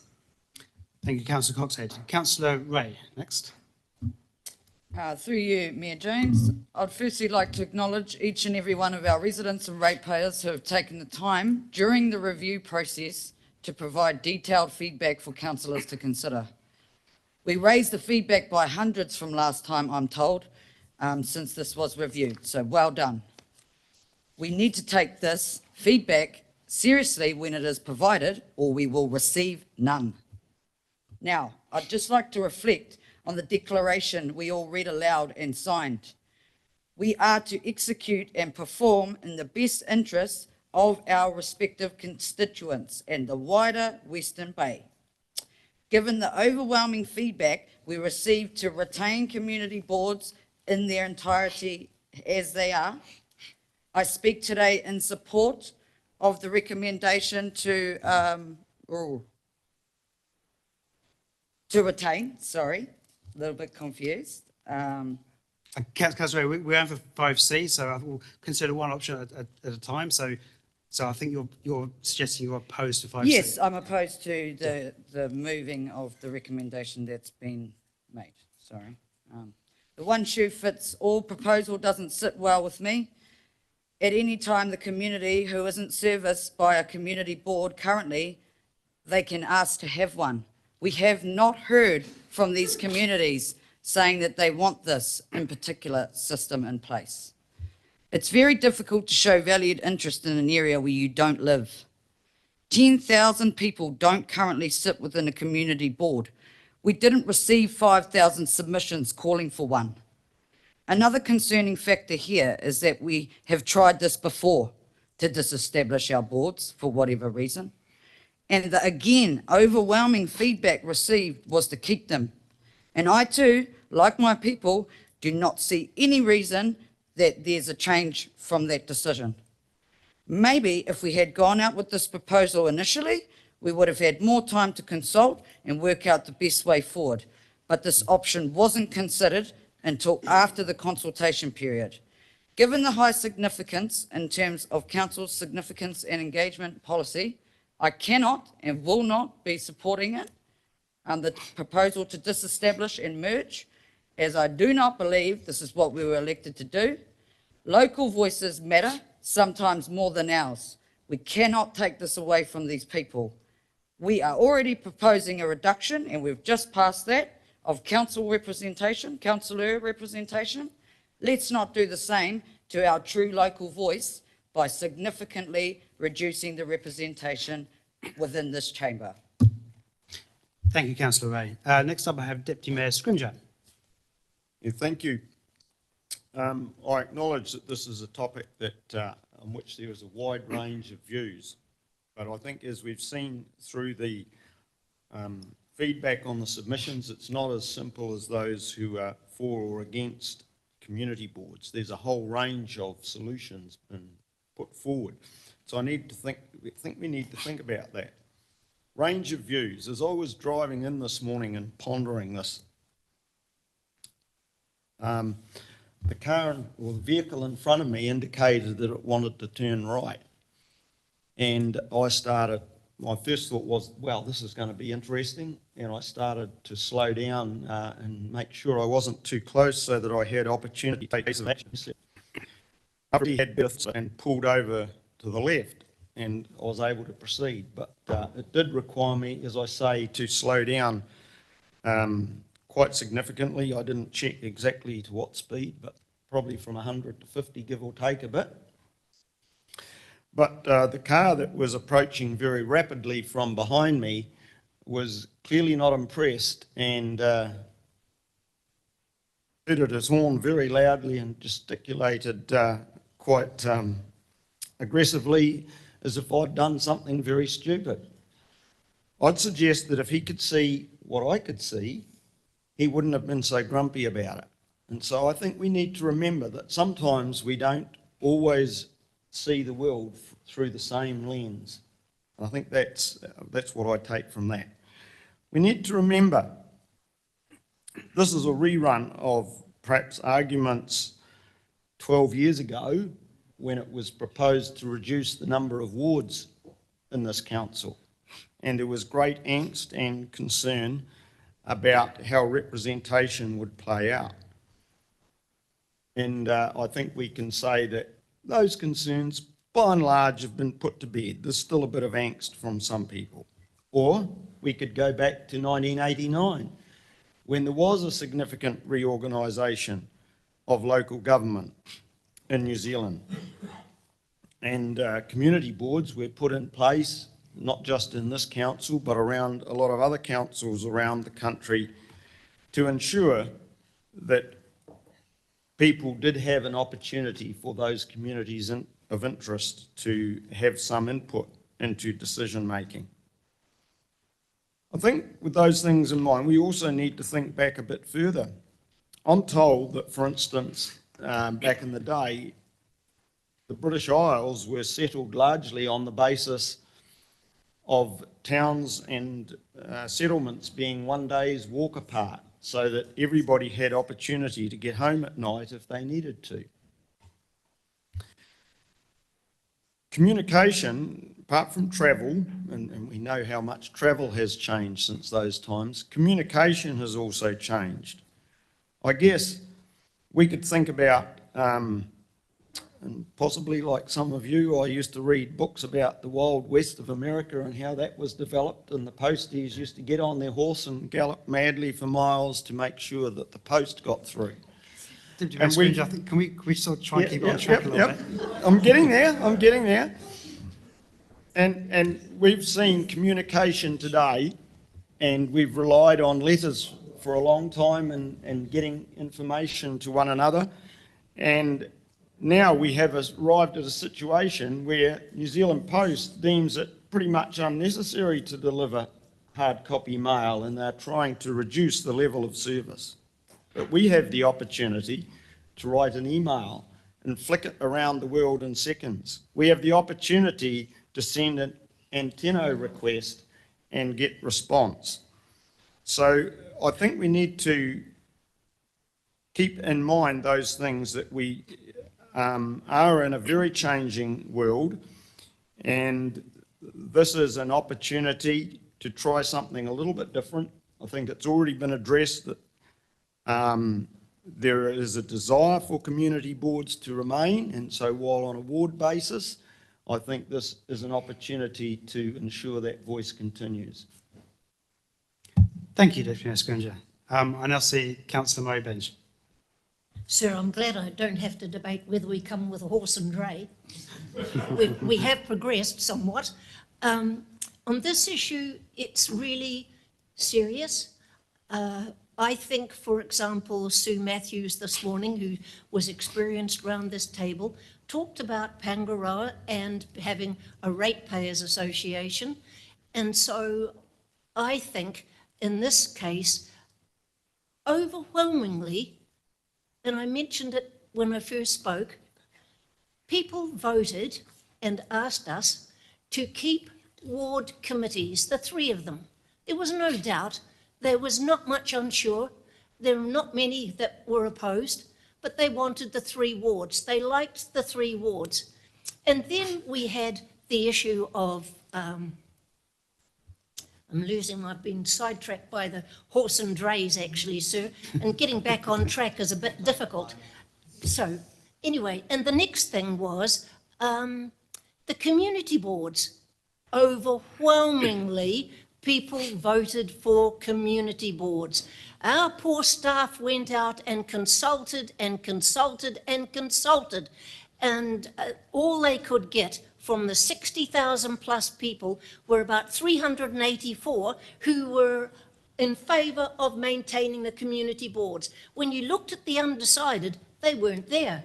And so the community boards have to stay until we come up with a better proposal. We've talked in the Kaimai ward as to whether, for example, the Kaimai Omanawa people want a community board or a ratepayers association.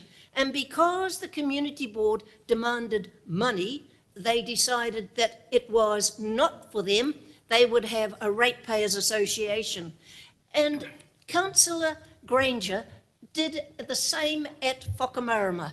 And those people at their annual general meeting, he spoke so well on, and he wasn't biased, gave them the views of the community board or ratepayers association, and they kept with the status quo. If our communications can improve so that we continue to link in with those people on their groups and involve them as much as we can be a leading local authority in this country. We're about to go through a serious reform. And I was there in 1989, chairman of Waimari, and we were 74,500 people. We're 5th largest council in the country at that stage, and we did not want amalgamation. Reform was required, but we were big enough to actually not go in with a major group. On this occasion, I've then lived with the layers of local government here in the Bay of Plenty, and I wonder, sir, why we have a regional council.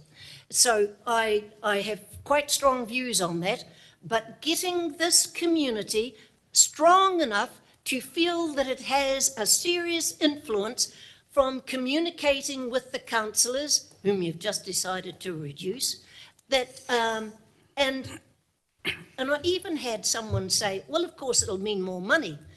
You shouldn't be round this table to get more money. You should be here to serve your community. And people who are on community boards know that very well. So, sir, I don't agree with the 5C or whatever it is. You haven't consulted. You're leaving people in the dark, and we will look like one confused, muddled mess. And I don't want to have a bar of it. Thank you very much, Councillor Murray Binge. Next up, I have Councillor Thwaites.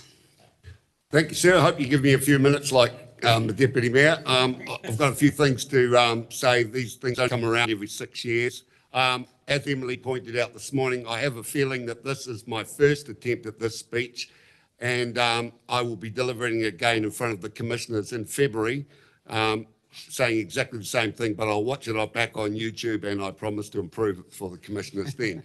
So some people are saying that they're uncomfortable with the late change here. I would say to people, put more emphasis on making the right decision and making a good decision. This only comes around every 6 years. We get paid the big money to make these decisions. Today is step 2 of 3. The final step is in February, so let's go from there. Look, I've been a ratepayer in the Western Bay of Plenty for its whole 35 years of existence. For the first 19 years of it, I was just out there trying to make a living, running schools, running kindergartens, running sports teams, involved in pack houses and cool stores and orchards. I didn't know a thing about community boards through all that time. I just paid my rates bill when it came in the mail. 16 years ago, I was fortunate enough to win a by-election and come into this place, and I I read my first ever annual report, which I love reading. That's my bedtime story. As I've told you before, I don't need libraries. I just read every council's in New Zealand's annual report. And in that annual report, I saw this big dollop of money going to the community boards. And I scratched my head, being the new kid, and I said, where's this money coming from going to the community boards? Oh, it was a part of the annual surplus at the end of the year allocated to community boards. And that's why this big pootier of money has been taken 15 or 16 years since I got elected to wind down to nothing, nearly. We're not quite there yet. Because I said, that doesn't sound too good, because I'm not in the community board, and a farmer I know of in Federated Farmers, John Scrim, he's not in the community board. Where's their allocation? No, there wasn't any for them. It only got divvied up. So people that subsequently over those years have been elected to community boards, and they see this big hundreds of thousands of dollars, and they've never asked, where did that come from? And guess, so hence to say, from me asking that question, that practice never carried on again since then. Didn't need the Auditor General or even our own auditors to sort it out. It stopped as of that day, and they've just been winding down. So I really question the people who think that they are sustainable under that structure. They've never put in to boost them up. So that's a little bit of the history. If I can just go for a quick walk around the district, if you started on Mokoroa, they don't need a community board to get the $90 million of roads that are under construction right now. They don't need a community board to get the $12 million of industrial side thing and the stormwater going on. They don't need a community board to get the $15 million of reserves that they're going to get there. And they don't need a community board to get the $10 million of wastewater extension. So if you think having community boards about advocacy to get things, you don't need it there, because that's all coming. It's in the long-term plan. I reread the whole thing yesterday. So when I expand out a bit further around the Kaimai ward, and we do go up to Wakamarama with an outstanding chairperson up there called Deborah Jager, and you go around to the Kaimai Omanua Rural Ratepayers Association, another outstanding member, Nicola James, they're the key people who could be part of this foreshadowed 6-person community board representing Kaimai. They would bring in that whole thing. And when I mention that part from around the back here on, that borders Tauranga City with just an imaginary line. I live in Te Puna, and we've got a river there to keep Tauranga City away from us for a little bit longer. But these people in Kaimai East and Kaimai West are separated between Tauranga City and Western Bay by imaginary line. And so there are some big calls coming up shortly, because once Tauranga City have developed Te Tumu, they don't have any more land left. When I was back at Tauranga County Council ratepayer, Pies Pa was part of the county council. Bethlehem was part of the county council. A big chunk of Papamoa was part of the county council. That's slowly gone into Tauranga City. And like I said, there are some big decisions coming up. So introducing representatives from this area behind me out the back, I think is key. And that was started through Stephen Selwood and Ann Tolley's desire to grow Tauranga City. So they were right at the door. When I move a bit further east out towards Te Puke, I was really heartened to see some correspondence from a leading advocate out there, Paul Hickson. He said, hooray, finally the East are going to work together. And I back up what he said. Sue Matthews said they did all that great stuff down at Paengaroa with no money. Well, that's fine. They can carry on. Just like the Mokoroa Ratepayers Association advocated for underground power lines at a higher level of service than anyone else gets, that's fine. They did that. They achieved it. Good on them. And she can do exactly the same. Now, to Makatū, what a great place. I fully support them. I hear their words this morning. I've had a number of community board chairs in my time here, where Laura Ray was an outstanding chair, Shane Beach before it, and the late Carol Pohapi before her. And we had a workshop here one day, and Carol said, oh, we'd love to do some things, but we've got this roading debt we've got to repay. And I said, roading debt? What roading debt? We've got no roading debt in the Western Bay. She said, yes, we have. And I said, well, you shouldn't. We should pay it off. Carol sat right there where Emily is, just about in tears. She couldn't believe that I was advocating that. I didn't even live anywhere near them. They didn't need a community board to do that. They need people who work the system, who know the system, how it works. Now, I realise Makatū are facing a real crunch by reducing from 4 members down to 1, and they perceive that as a position of weakness. I don't. I see it as real strength. And I've heard Brett's claims this morning, and I've heard Stefan's talk, And to me, outside of this representation review, a mayor has the power to set up any committees they want. So whether it's called Mana Makatu or Makatu Mahi and it revolt, I'd be on it. As chair of the Projects and Monitoring Commitment, I'd bring in I'd welcome a Makatu segment everything if they think they're missing out on something. For their $184.64 of property they're paying at the moment, they are not getting good value. It could be done way better. They are not losing anything by losing a community board. In fact, they could be way more enhanced. They could be way more stronger, and their mana retained, and the recognition of that place retained. So that's east. If I jump back to the west, talk about people getting things.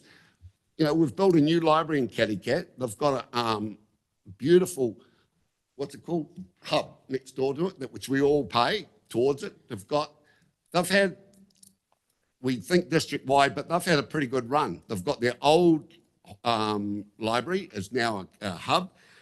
Tomorrow, I'm going to a blessing of a site tomorrow morning at 9 a.m.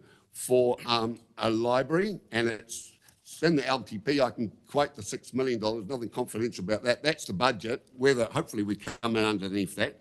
So that's what's going on in Waihi Beach. Waihi Beach have got identified in the long-term plan $12 million to dismantle that dam up behind them and make massive improvements in wastewater. So that's done. If anyone feels slightly aggrieved, it's probably Te Puke Makatu, and I'm on their side. Grant's advocated this for years. They've been patient. They have waited. They've seen Amakara blossom. They've seen the West blossom. It's certainly time, and you read the LTP, libraries are identified, pools are identified, improvements down their way are made. So I couldn't be more stronger on supporting this. I think it's a great way forward. It tidies up the areas that haven't had that community board. So anyone thinking they don't want to share their putia they're sitting on with the new areas coming in, I'll just remind them, Gary Webber's over there having a smile because he knows where it came from too.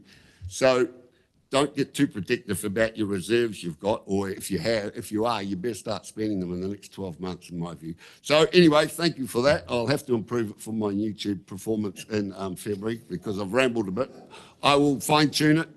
And I realise it's not going to be unanimous, but there are some key things there, and if anyone takes any one or two of them out of it, I hope they do. Thank you. Thank you, Councillor Thwaites. I try not to, really. Councillor Sol, next. Thank you, sir. You're right. Actually, if you can give me a little bit of leeway here, sir. Sure. Just because the corridor as such, earlier about horses and drays and so on. Let me. Drays being mentioned. Yeah. Don't encourage him. And so on. And I just guess I look back a little bit as to activities in other chambers of late where they've been debating things. And so I have a Maori background, of course, but I also have an English one, as do you, and I promise not to get up and do a Morris dance. Okay? So anyway, into the issue right here and now. We didn't consult on these issues. And I believe they have shown very clearly from earlier points that there is a large number of people that support community boards. And there is a very large percentage of them that didn't want them particularly touched. And that came through in the way they spoke. That has also come through since we've been able to partially socialise what we're talking about right now. And it's been a very short time. But in that time, I personally have had a number of calls, as I'm sure a number of other people, or been spoken to on the street, and only one person has supported it. And actually, they put up a good argument, in all fairness. But their one other point was they were still scared about who the heck they would get to start looking after in our area. This is the Katikati Waihi Beach ward area. Are those people going to be able to actually openly take on the issues and development of another village? And I think that's a very strong point, whereas as I see it, they just basically want people to carry on and be as we are at present because they didn't like what they've had and they've not had the chance to really go through the nuts and bolts of what we're talking about now. Makatu, for instance, is like Waihi Beach. We suffered quite badly at times from being at the end of the delivery of services. And that's another issue as well, but it stands out and we have to work hard for that. But it's community of interest. And communities of interest to me, sir, are communities. And I do not believe, and I will only speak on behalf of where I sit within Waihi Beach, we are not part of Katikati in that sense. The community is quite different. In fact, as I've had to say here, and I don't like doing it because parochialism should not be our issue. Parochialism is community board's issue. They stand and go out and be parochial. We take on the oath to be people that actually look after the district, etc. And I'll refer to the oath, the declaration made today, even again. And it's execute and perform in the best interest of Makatu community, the powers and authorities, etc. Okay, it's quite specific. Now, okay, that declaration can be changed, but it's one that the person's made today, and that is a very fundamental part of where community boards sit. So, as I say, who within the area, who really wants to, in Katikati, take on the issues in Waihi Beach? Who in Te Puke wants to take on Makatu's issues? You know, it's not something I believe. There are people that will, and they will probably be able to do it quite openly and not be biased. But it takes away the parochialism. It puts communities at loggerheads. It makes them compete for funding. It makes them compete for things to move ahead in their area. We have that unique bit of situation where some money is spent by those boards in their communities. And it's often the little things that make the difference. It's the little things at times that they see something happens and they get something that makes it work for them. So I basically otherwise come back to communities, etc. And I think now also let's look a little bit further forward. Let's stop thinking about just what we're making our minds up on today and how it just affects us in this council right now. Let's start looking at, I've heard words today of amalgamation. That's going around, that comes into this chamber at times, or in discussions we have, it comes in, I'm sure, in Taronga, it comes through in various ways. And one of our duties, I believe, is to look after our small communities. And if we take away now those small communities that have an opportunity to maintain representation that they elect, that they support, and we remove or water that down, where are we leaving those communities in the future? Are we actually watering down those communities to a point that when Big Brother, whatever form that is, comes into being, they mean nothing? That is a real concern. So it's not just for now, not just for today, but it's looking forward to work. And this is where I say in our district, that is our oath, to look after the people now and looking forward. And that is something that I believe we need to do. So on that basis, sir, I basically have to say no to this motion. Thank you, Councillor Sol. Next up, I have Councillor Joyce. Thank you, sir. Thank you for the idea. It's an interesting idea, and it's one that certainly deserves more study. But we have no mandate. We have no council consultation on this idea. I even had to push twice to get the community boards to be told about it. I was told the council had no time to run consultations, so some of us councillors just got on and did it. And the feedback from that, while it wasn't comprehensive because it wasn't actually council consultation, was overwhelmingly opposed. I note a comment from the mayor in an email that they didn't understand it. And I guess that's the point, really. They don't understand it because it hasn't been shown to them. It is wrong. It is absolutely wrong to use submissions that were made without knowledge of this proposal as a justification for this proposal. How can you do that? These people didn't even know how their submissions were going to be used. Is that fair? Really? Is it really fair to say, oh, I think this person meant this and we can twist it to that? I take in the email that we received from one Graham Crossman, which I've distributed.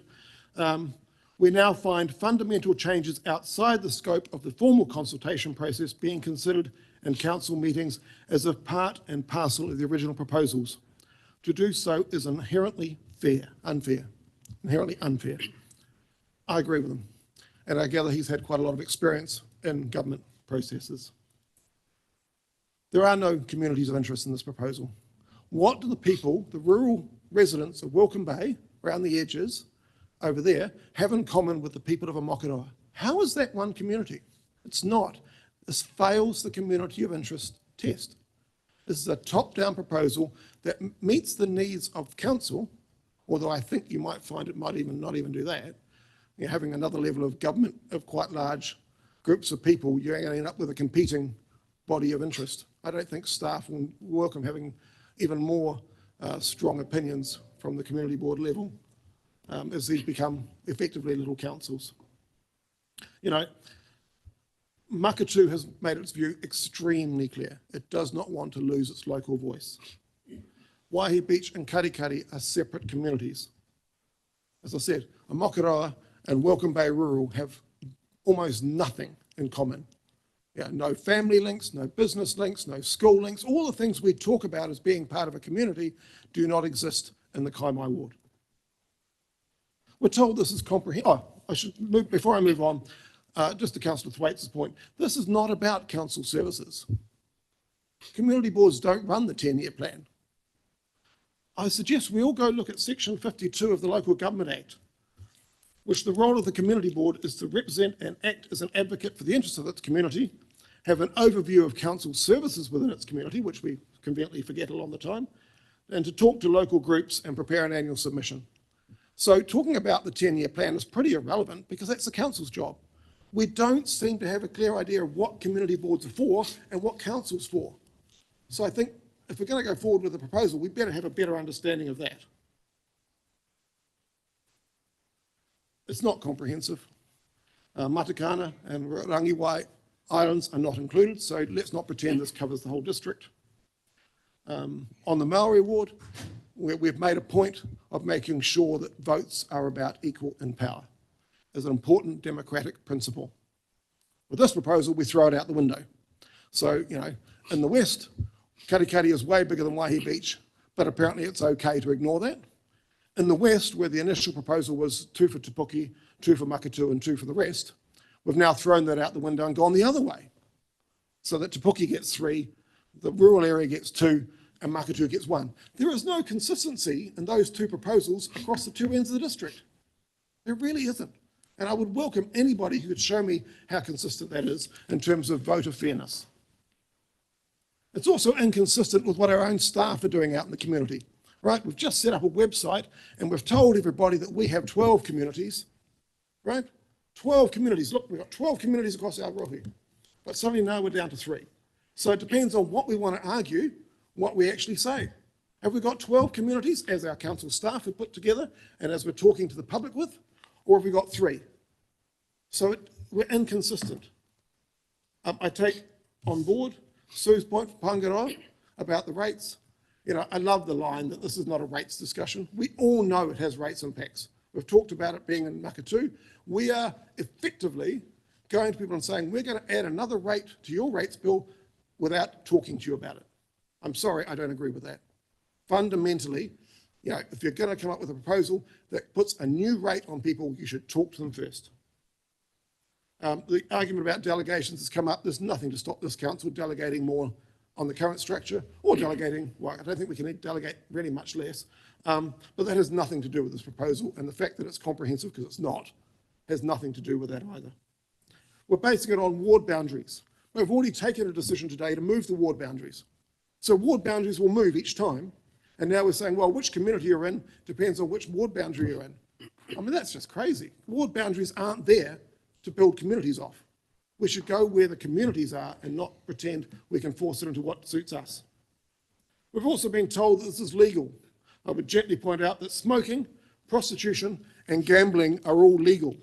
Does that make them a good idea? You know, just because something's legal doesn't mean to say we can do it, so we should do it. That argument, to me, is preposterous. There are many, many things in law, and I'm not going to go into history and more carts and drays or whatever, but, you know, things but we put up with them.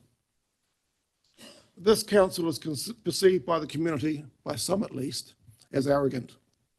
We know that is an issue. We know that is an issue. We've just gone through a comprehensive consultation, 2 rounds of it over the last 18 months. And now we're coming out with something that's completely different to what we've talked about before. Hello, does that not sound arrogant to 1 or 2 people? This idea deserves more study. I think it could be improved, but we have no time. We could take it out to the public, but we have no time. Let's kick it to the next one. I know it's 6 years ago, but that's where we are. That's where we are. And if we put this through, we're going to have another distraction, yet another distraction. We're going to be in front of the commission, arguing for something that, frankly, is not going to win. We're going to get tossed back for a second time in a row on community boards. And we know we've got a big program of work in front of us. We should be focusing on the big issues, like local water done well, and not allow ourselves to be distracted by what is a good idea that unfortunately has come up too late in the process. Thank you, Councillor Joyce. Next up, Councillor Henry. I don't agree with this proposal. I am here to do local government well. I don't believe that the process that we're going through for this is local government being done well. Whilst I think I believe that we have not gone through this whole process very well. The beginning of the representation review was done extremely well with the public, but this part which involves the governance has been far too short and rushed through. And it's not anything to do with the staff, though the initial starting, whoever puts the program together for what we go through may be directed at them. So, but I do believe that the governance part of this has brought us to this decision now where we're having to make a decision on something that is going to go out not to the community. Well, it's going to be available for the community, but the decision making is not going to be made by the community, it's going to be made by the commissioners if this goes through. And I don't believe that is not the role of this. We should be actually preparing something that we believe in to go out with. I don't believe in this. I think it has merits, but it needs to be worked. We did muck around with something that I didn't, it didn't fly, reducing the community of boundaries so we are disproportionately equal. We don't have representation across one ward, just so it didn't fly, and that would have been the opportunity that we could have gone with this, but we didn't have it ready. So I came here to represent the people. I haven't heard from the people, and I don't want to take that opportunity away from them, so I am not going to be supporting for this. It's not the role that I stood up for. And this is the first time I have felt very, very uncomfortable with the process at this table. Thank you, Councillor Henry. Councillor Daly was next, but he's just literally popped up. So I think we'll go to Councillor Granger. Thank you, Your Worship. I would like to indicate that I'm happy to second Councillor Daly's amendment when he gets here. Where's he gone? Anyways.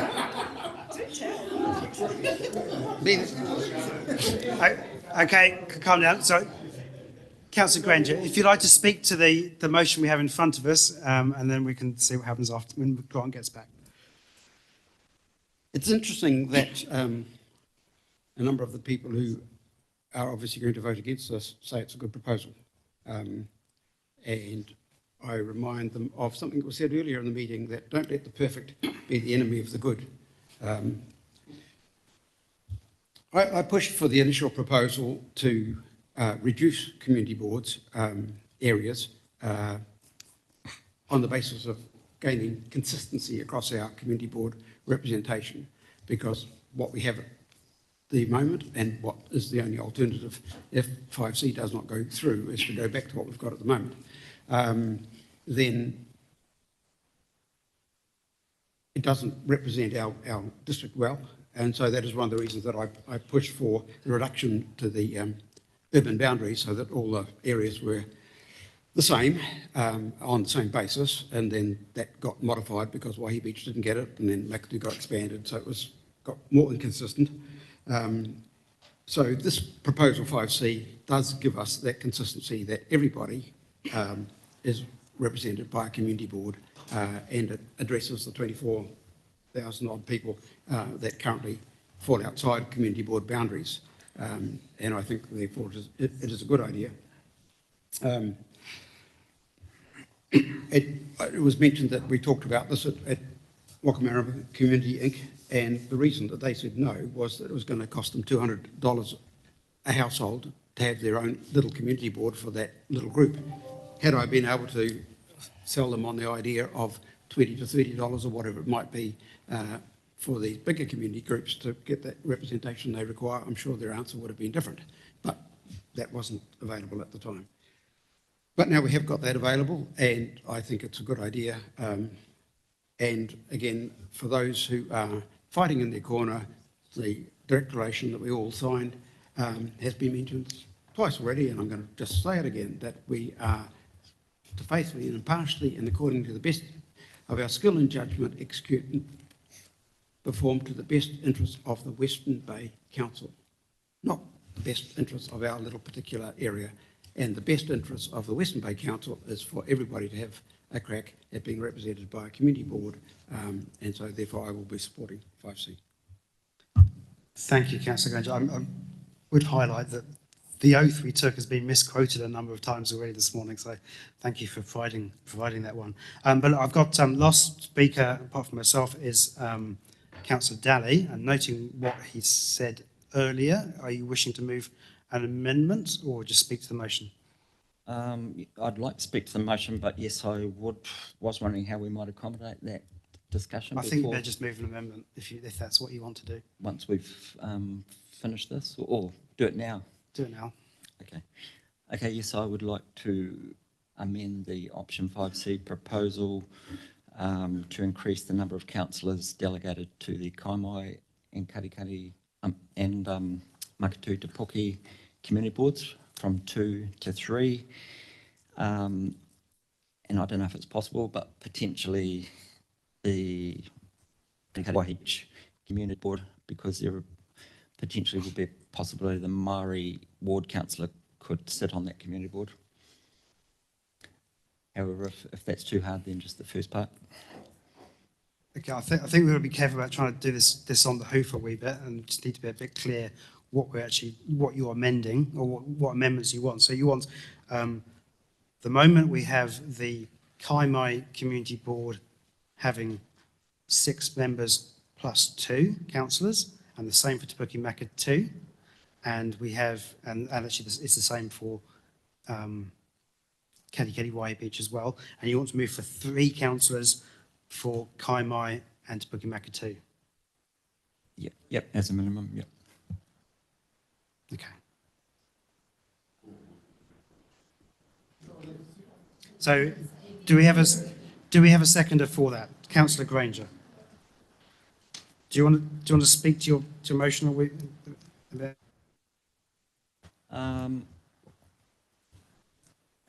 yeah, I realise that this means a 9-member community board, but I mean it's really different to council, and I wasn't going to, my speech in support of 5C generally wasn't really going to talk about this, but you could view a ward board, a ward community board, as a mini version of council, where the subdivisions members advocate for the whole ward, as councillors have to advocate for the whole district.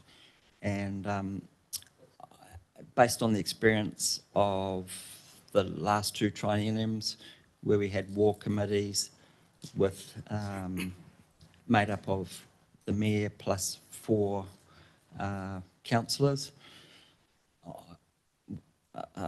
Havel with not a lot of additional power. I think that worked really well when we went and met in the different parts of those wards. Community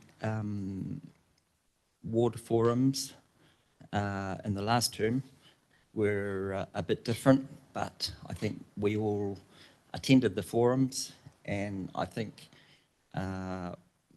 councillors would probably feel like a bit of a spare wheel, or if they weren't included in this ward-wide community board, they would most likely attend community board meetings, I imagine, to keep abreast of what's happening in their ward.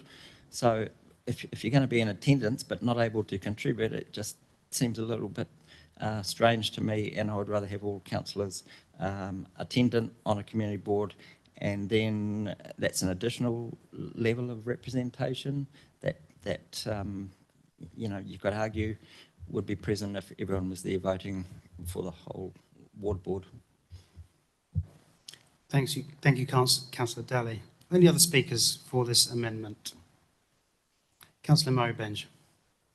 The difficulty is it goes back to the original one before any amendment was made.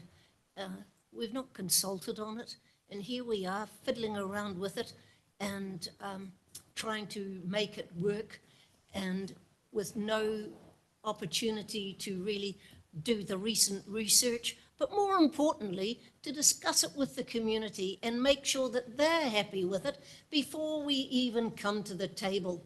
And so I just think it's wasting time and just increasing the muddled mess that this whole recommendation is. Okay, Councillor Joyce. I'm keen here not to rehash the whole debate about 5C again. I'll talk to the amendment. I agree with Margaret.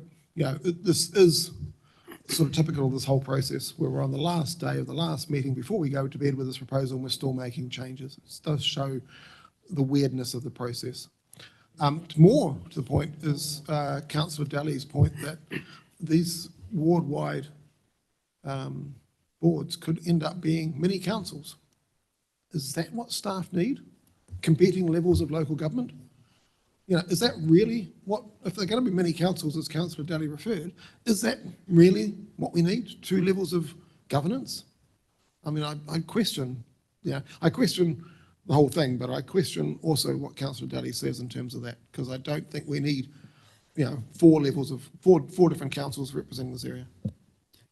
Thank you, Councillor Joyce. I think much as I appreciate the sentiment from Councillor Daly, I won't be supporting this amendment because at 9 councils, 9 members of that community board, it would turn into an entity almost the same size as council, and it would be, again, starts to become inefficient and not focused on the local so much, and just having that local face-to-face kind of real what I say is, one thing I like with the community boards at the moment, 6 members, they get around the table and they can have a good discussion, and I think you start to lose that when you get up to about 9 people. I think it's starting to get too large. So I don't favour that. I think it starts to become unwieldy, so I won't be supporting the amendment. Councillor Thwaites. Yeah, just speaking to the amendment, I won't be supporting it either. If Kaimai Ward does return me for one final term before my pension retirement comes up next time, I wouldn't mind not even being on the community board myself. I would actually go to all 3 and sit in the audience with the attendees going, yeah, I agree with Councillor Joyce. These aren't mini councils. They aren't 10-year things, but they do focus on what goes through. It's only going to be recommendations go through, whatever they make. It comes back to the councillors sitting around this table. So like I said, I would have no worry on a mayor leaving me off a Kaimai Ward committee under this, what it's set up, because I would be attending all 3 committees. I've pledged, if I get back here, I'm going to Makatū every time they go there, or Ōtipuki, wherever they have it, or Paengaroa Hall. So I don't think you need to have all 3 in the board. Thank you. Right. Hoping not to go all around the table, but Councillor Cuck said. I probably wasn't going to enter this ring, but anyway, I will. Whilst I'm not supporting 5C, I do see the merit in what's being proposed by Councillor Daly, given that you've got 3 councillors in 2 of the wards anyway, so why leave one out who can't participate in the decision making? So yes, I will support this. Thank you. Okay, well, I think I'm going to put the amendment. So the amendment is to have 3 councillors on the Kaimai Community Board and the Te Puke Makatu Community Board. All those in favour, please raise their hands. 1, 2, 3. Those against, please raise their hands. I declare that lost. Okay, so back to the original motion.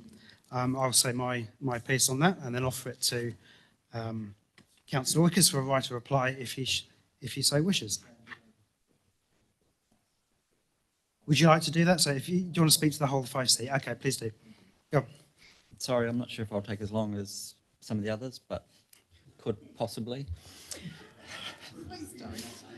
Let's aim high. Come on. Okay. My name is Grant Daly. I've been a councillor for the Makatu Te Puke Ward since 2016 and been a member of the Te Puke Community Board over 5 terms since 2010. So I guess I'm familiar with how community boards operate and how effective they can be. And I don't want to cast aspersions on any community board, but we know that there have been aspersions made by certain people. I went through this representation review 6 years ago in my first term on council. We've always heard that the majority of submitters like community boards and don't want to lose them. So there must be an effective mechanism for people to be heard by council and get action on matters that council is responsible for in our community. So my question to you is, how effective are they? Could there be a better way? Could community boards be more effective? So today we seem to be heading to a face-off between the status quo and option 5C, with subdivisions to recognise different communities of interest within each ward. So why wasn't option 5C included with our initial proposal that went out for consultation? Well, I can say it wasn't for lack of trying on my behalf, but so maybe I've got a conflict of interest with this one. However, why are some of our ratepayers and residents so riled up by the possibility of change to our representation arrangements? Why are our councillors right now divided, it seems, right down the middle on the 2 most likely options for our district? Greater than 50% of the Makatu Te Puke ward is not currently represented by a community board. Laura said 10,000 people are in this category across the Kaimai and Makatu Te Puke wards, which might be why the support for this proposal increases the further east you travel. Ratepayers outside community board areas are having their representation cut by reducing the number of ward councillors from 4 to 3. Admittedly, they do gain a new Murray ward councillor. Just while I'm on that subject, we know that of the 550 submissions we received, 53% supported that option, which I think supports the decision that we as a council made very bravely. Introducing a ward-wide community board would boost representation. Yes, Makatu loses 3 community board members. Te Puke Community Board loses 1 community board member with a reduction from 4 to 3, like Karikari and Waihi Beach. And as I signalled, oh no, sorry, I won't say that. One of the arguments put forward for the initial proposal was to have a more consistent approach to community board representation. However, it was deemed Waihi Beach could stay the same by including all properties in the area of benefit. Karikari and Te Puke would shrink to tight urban boundaries. Aomokara would stay the same and Makatu would be expanded to a wider area of benefit, similar to Waihi Beach. So that's hardly a more consistent approach. There are only 2 consistent approaches, either shrink all to tight urban areas, which means Makatu remains a tiny rating area with an almost ineffectual budget to work with, unless you increase the community board rate to a level way different to the other community boards, e.g. as it currently stands, $184 for the Makatu community board rate as opposed to $20 to $35 for others with a bigger catchment. Even extending the boundary of the Makatu community board as proposed would only reduce the Makatu community board rate to $140 based on current budgets. And I think we heard a clear message that that is simply not an option. The other option is proposed in option 5C, the ward-wide community board approach. And this is actually the only approach that offers a truly consistent approach. The subdivisions for the 6 community board members ensures all parts of the ward get a voice. I keep going back to Federated Farmers' long-term plan submission, which made it clear that their 138 members feel they get very little from council for the rates that they pay. they were supportive of establishing a district-wide community facilities development fund because they might finally have an opportunity to advocate for improvements and funding in their own rural hubs. I believe option 5C would be another means to provide for this aspect of their concerns. We had a bit of a taster to what this might look like. Presenters or speakers to ward community committees, which took place at locations all around the ward under Mayor Webber, then ward community forums under Mayor Denyer, generally came down to complaints about levels of service on roads and reserves within the wards, matters that were generally dealt with by submitting service requests to the council's well-established process to get action. However, it was also an opportunity to hear some of the great initiatives going on at the grassroots of these much smaller communities of interest. Now, we did hear from former councillor Sue Matthews this morning. She told us Paengaroa Community Association currently has a good relationship with council staff and have been able to get things done without a community board, and resoundingly does not want a tight Paengaroa community board. And my response is, I don't think anyone wants to threaten or tell you what to do in your own community, but I do believe your relationship with council could be improved, and a community board budget will help you get where your community wants to go even faster. Andy signalled there should be the potential to increase delegations to ward community boards, and I fully support that intention. And this really is the clear difference between a toothless ward committee and a fully funded community board with delegations and discretionary budgets that can be deployed across the ward with more of a local flavour. I think we're all more magnanimous towards our smaller members than the suggestion that self-interest and louder voices will lead to these areas missing out even more than they currently do. Why has the message from the Makatu Community Board chairs been consistent for the last 20 years plus that they raise the same issues year after year, unable to gain traction on projects and improvements, and maybe they feel like they're just banging their head against a brick wall? Is that going to change under the current status quo? So the way we're headed, I've heard it said that whichever way we go today, this will be appealed to the Local Government Commission. And my response to that, well, my response to not having done our due diligence and sufficient consultation during the official consultation period, that the Local Government Commission is the ultimate consultation. We've got neutral commissioners, they can review all the submissions without fear or favour, and they can make a ruling. And I think we don't have a say in what that ruling is, and we just accept it. And like Don says, we only get the opportunity to try and do things better every 6 years. However, the looming omnipresent binding referendum may possibly mean that we have to disestablish our Māori ward for the 2027 triennium. So why not be bold and give option 5C a chance to prove itself as a more effective mechanism, which, remember, means almost complete coverage of our district with community board representatives and theoretically improved representation to council. If we really have to, we can review the arrangement with this in mind, go back to the people with a meaningful comparison of something different and potentially better, and compare to what we currently have and know is the status quo in 3 years' time. Because I couldn't have said it better myself, I will close with former Mayor Webber's summation. It is an elegant compromise that means almost all rural and lifestyle properties will be represented by a community board. Thank you. I'll be supporting 5C, in case you didn't realise. Thank you, Councillor Daly. So it just leaves me and then Councillor Wickers if he wants to write a reply. So thank you everyone for your korero this morning. It's been quite a marathon, but it's worth getting it out there. We have a long-standing issue with our community boards.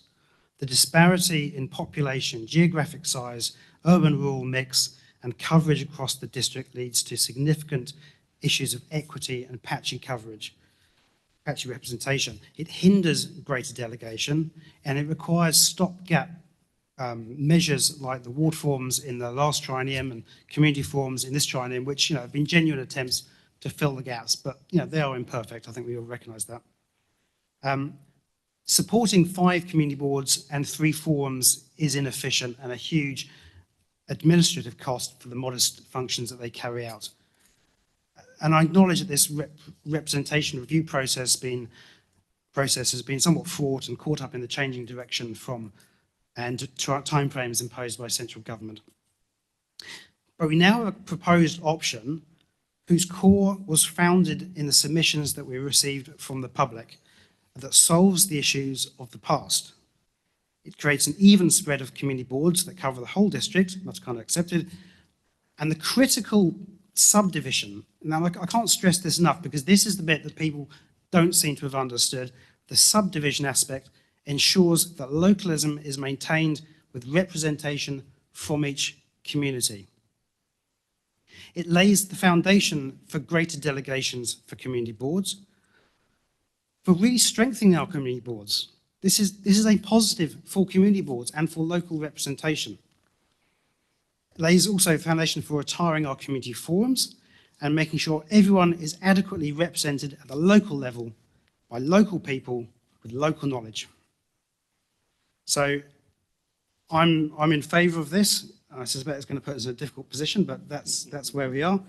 And I think that this does come around every 6 years, and I don't think we just hoof it into the long grass for the next 6 years. I don't think that's good. But anyway, I'll hand it over to Councillor Wickers for his right of reply. Well, there we have it. Wasn't that a good slug out, eh? It just shows you. No, I'm just showing you, I'm just saying that through this process, we have been working on, this discussion has been with us, right? And that we have tried to make sense of it through the process, whether that whole ward-wide representation. The points I'd like to make here is less than 1% of the population actually gave feedback on this. 99% did not respond to the comprehensive consultation outlined in pages 26 to 29 of the report. I can't give the reasons why not, but obviously they did not think it important enough. So the information that we're basing it on is very, very narrow. Now, for people from the outside coming at it in this stage, it looks very confusing. And this is a different process, as I've come to realise working through it, than what we normally run through, which was outlined by the staff right at the start of this report. When we went out with the initial proposal, we could not go out with options, even though clearly, by the discussion that's happened here today, there were other options that wanted to be considered. But at the end of the day, we could only go out with one. So that is what went out to be consulted on. You can shake your head, but it's true. We only had one option to consult on. The next, I would also like to point out that this process doesn't finish here today. This is still, of whatever gets decided on is actually still a proposal. It can be challenged by anyone through the process that will continue after this. And this is likely to happen regardless of which option finally gets decided on here. The people will get to speak and it will be consulted on after this event. This is not the end of the process, is the point I'm making out here. I would like to acknowledge the community board people who are here today, because the community boards do have a heart to promote their local area. So, in putting this option forward, I'm not downplaying the role of community boards. This option still promotes community boards. So thank you for turning up and putting your case forward strongly. So I'm going to leave it there. As I say, whatever gets agreed on today, highly likely will be challenged, and then the consultation process on what we have put in our final proposal will then get the opportunity to be consulted on and discussed, and independent people will make the decision, because the 12 of us working through this with a variety of views, this is the best that we can do. Does that scare you? This is the best through the process that we've been through. This is the best that we can do. Only in your opinion, sir. Councillor Mowbray. This is the best we can do, because this is how we voted on this, on the initial proposal. We've worked through the feedback. This is the best we can do. If we could do better, we would give better. And so if people aren't happy with the best that 12 can do, then it goes to the commissioners. And they will make the decision, and then the final adoption doesn't happen until next year. So this is not the end of the process. Thank you. Thank you, Councillor Wickers. So with that, I must put the motion. All those in favour of, no, we've done it. So we'll put the motion. All those in favour of, got ahead of my mind. All those in favour of option 5C, which is the 3 ward-wide community boards, please raise your hands. 1, 2, 3, 4, 5, 6. And those against, please raise your hand. 1, 2, 3. Lord, Councillor Ray, please don't try to. Nice try, but yeah, it doesn't work like that. Okay, so that is a 6-all situation. And that puts me in a fairly unwelcome situation. Coming to it. And the need to make a casting vote is often a signal that further discussion is required. And I think we all agree with that. Ideally, that's what we have, but we can't. The legislation means that we cannot delay our decision. It means we cannot reconsult with the public, and we can't revisit this for another 6 years.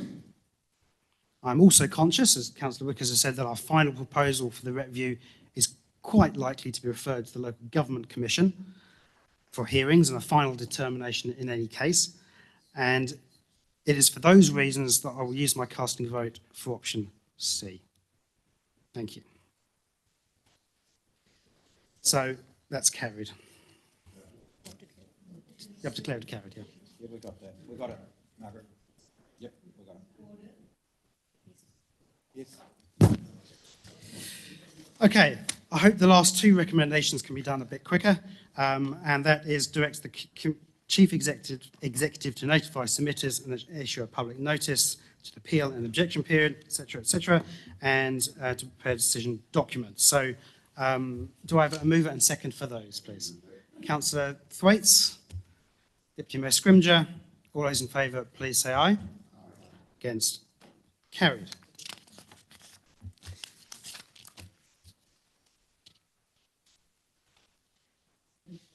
Yeah, I think what we'll do, we've only got 1 item left and then go into confidential, but I think we've probably sitting for a little while, and I would appreciate, so Your Worship, I just wonder if you want to consider recommendation 6 as well of the report. hang on.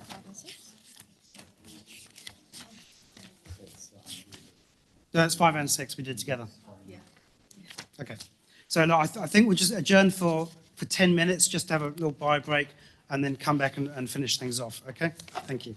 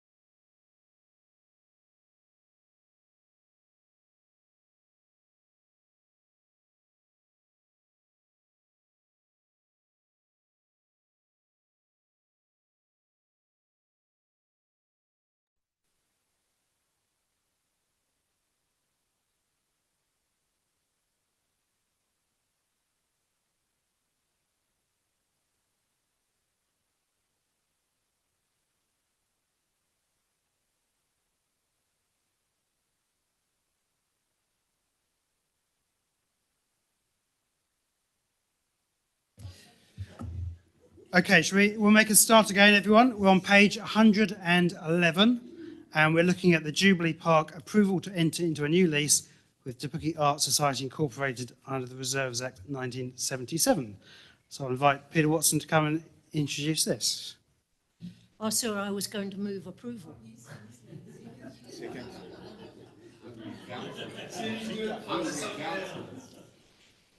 Does anyone have any questions to ask Peter?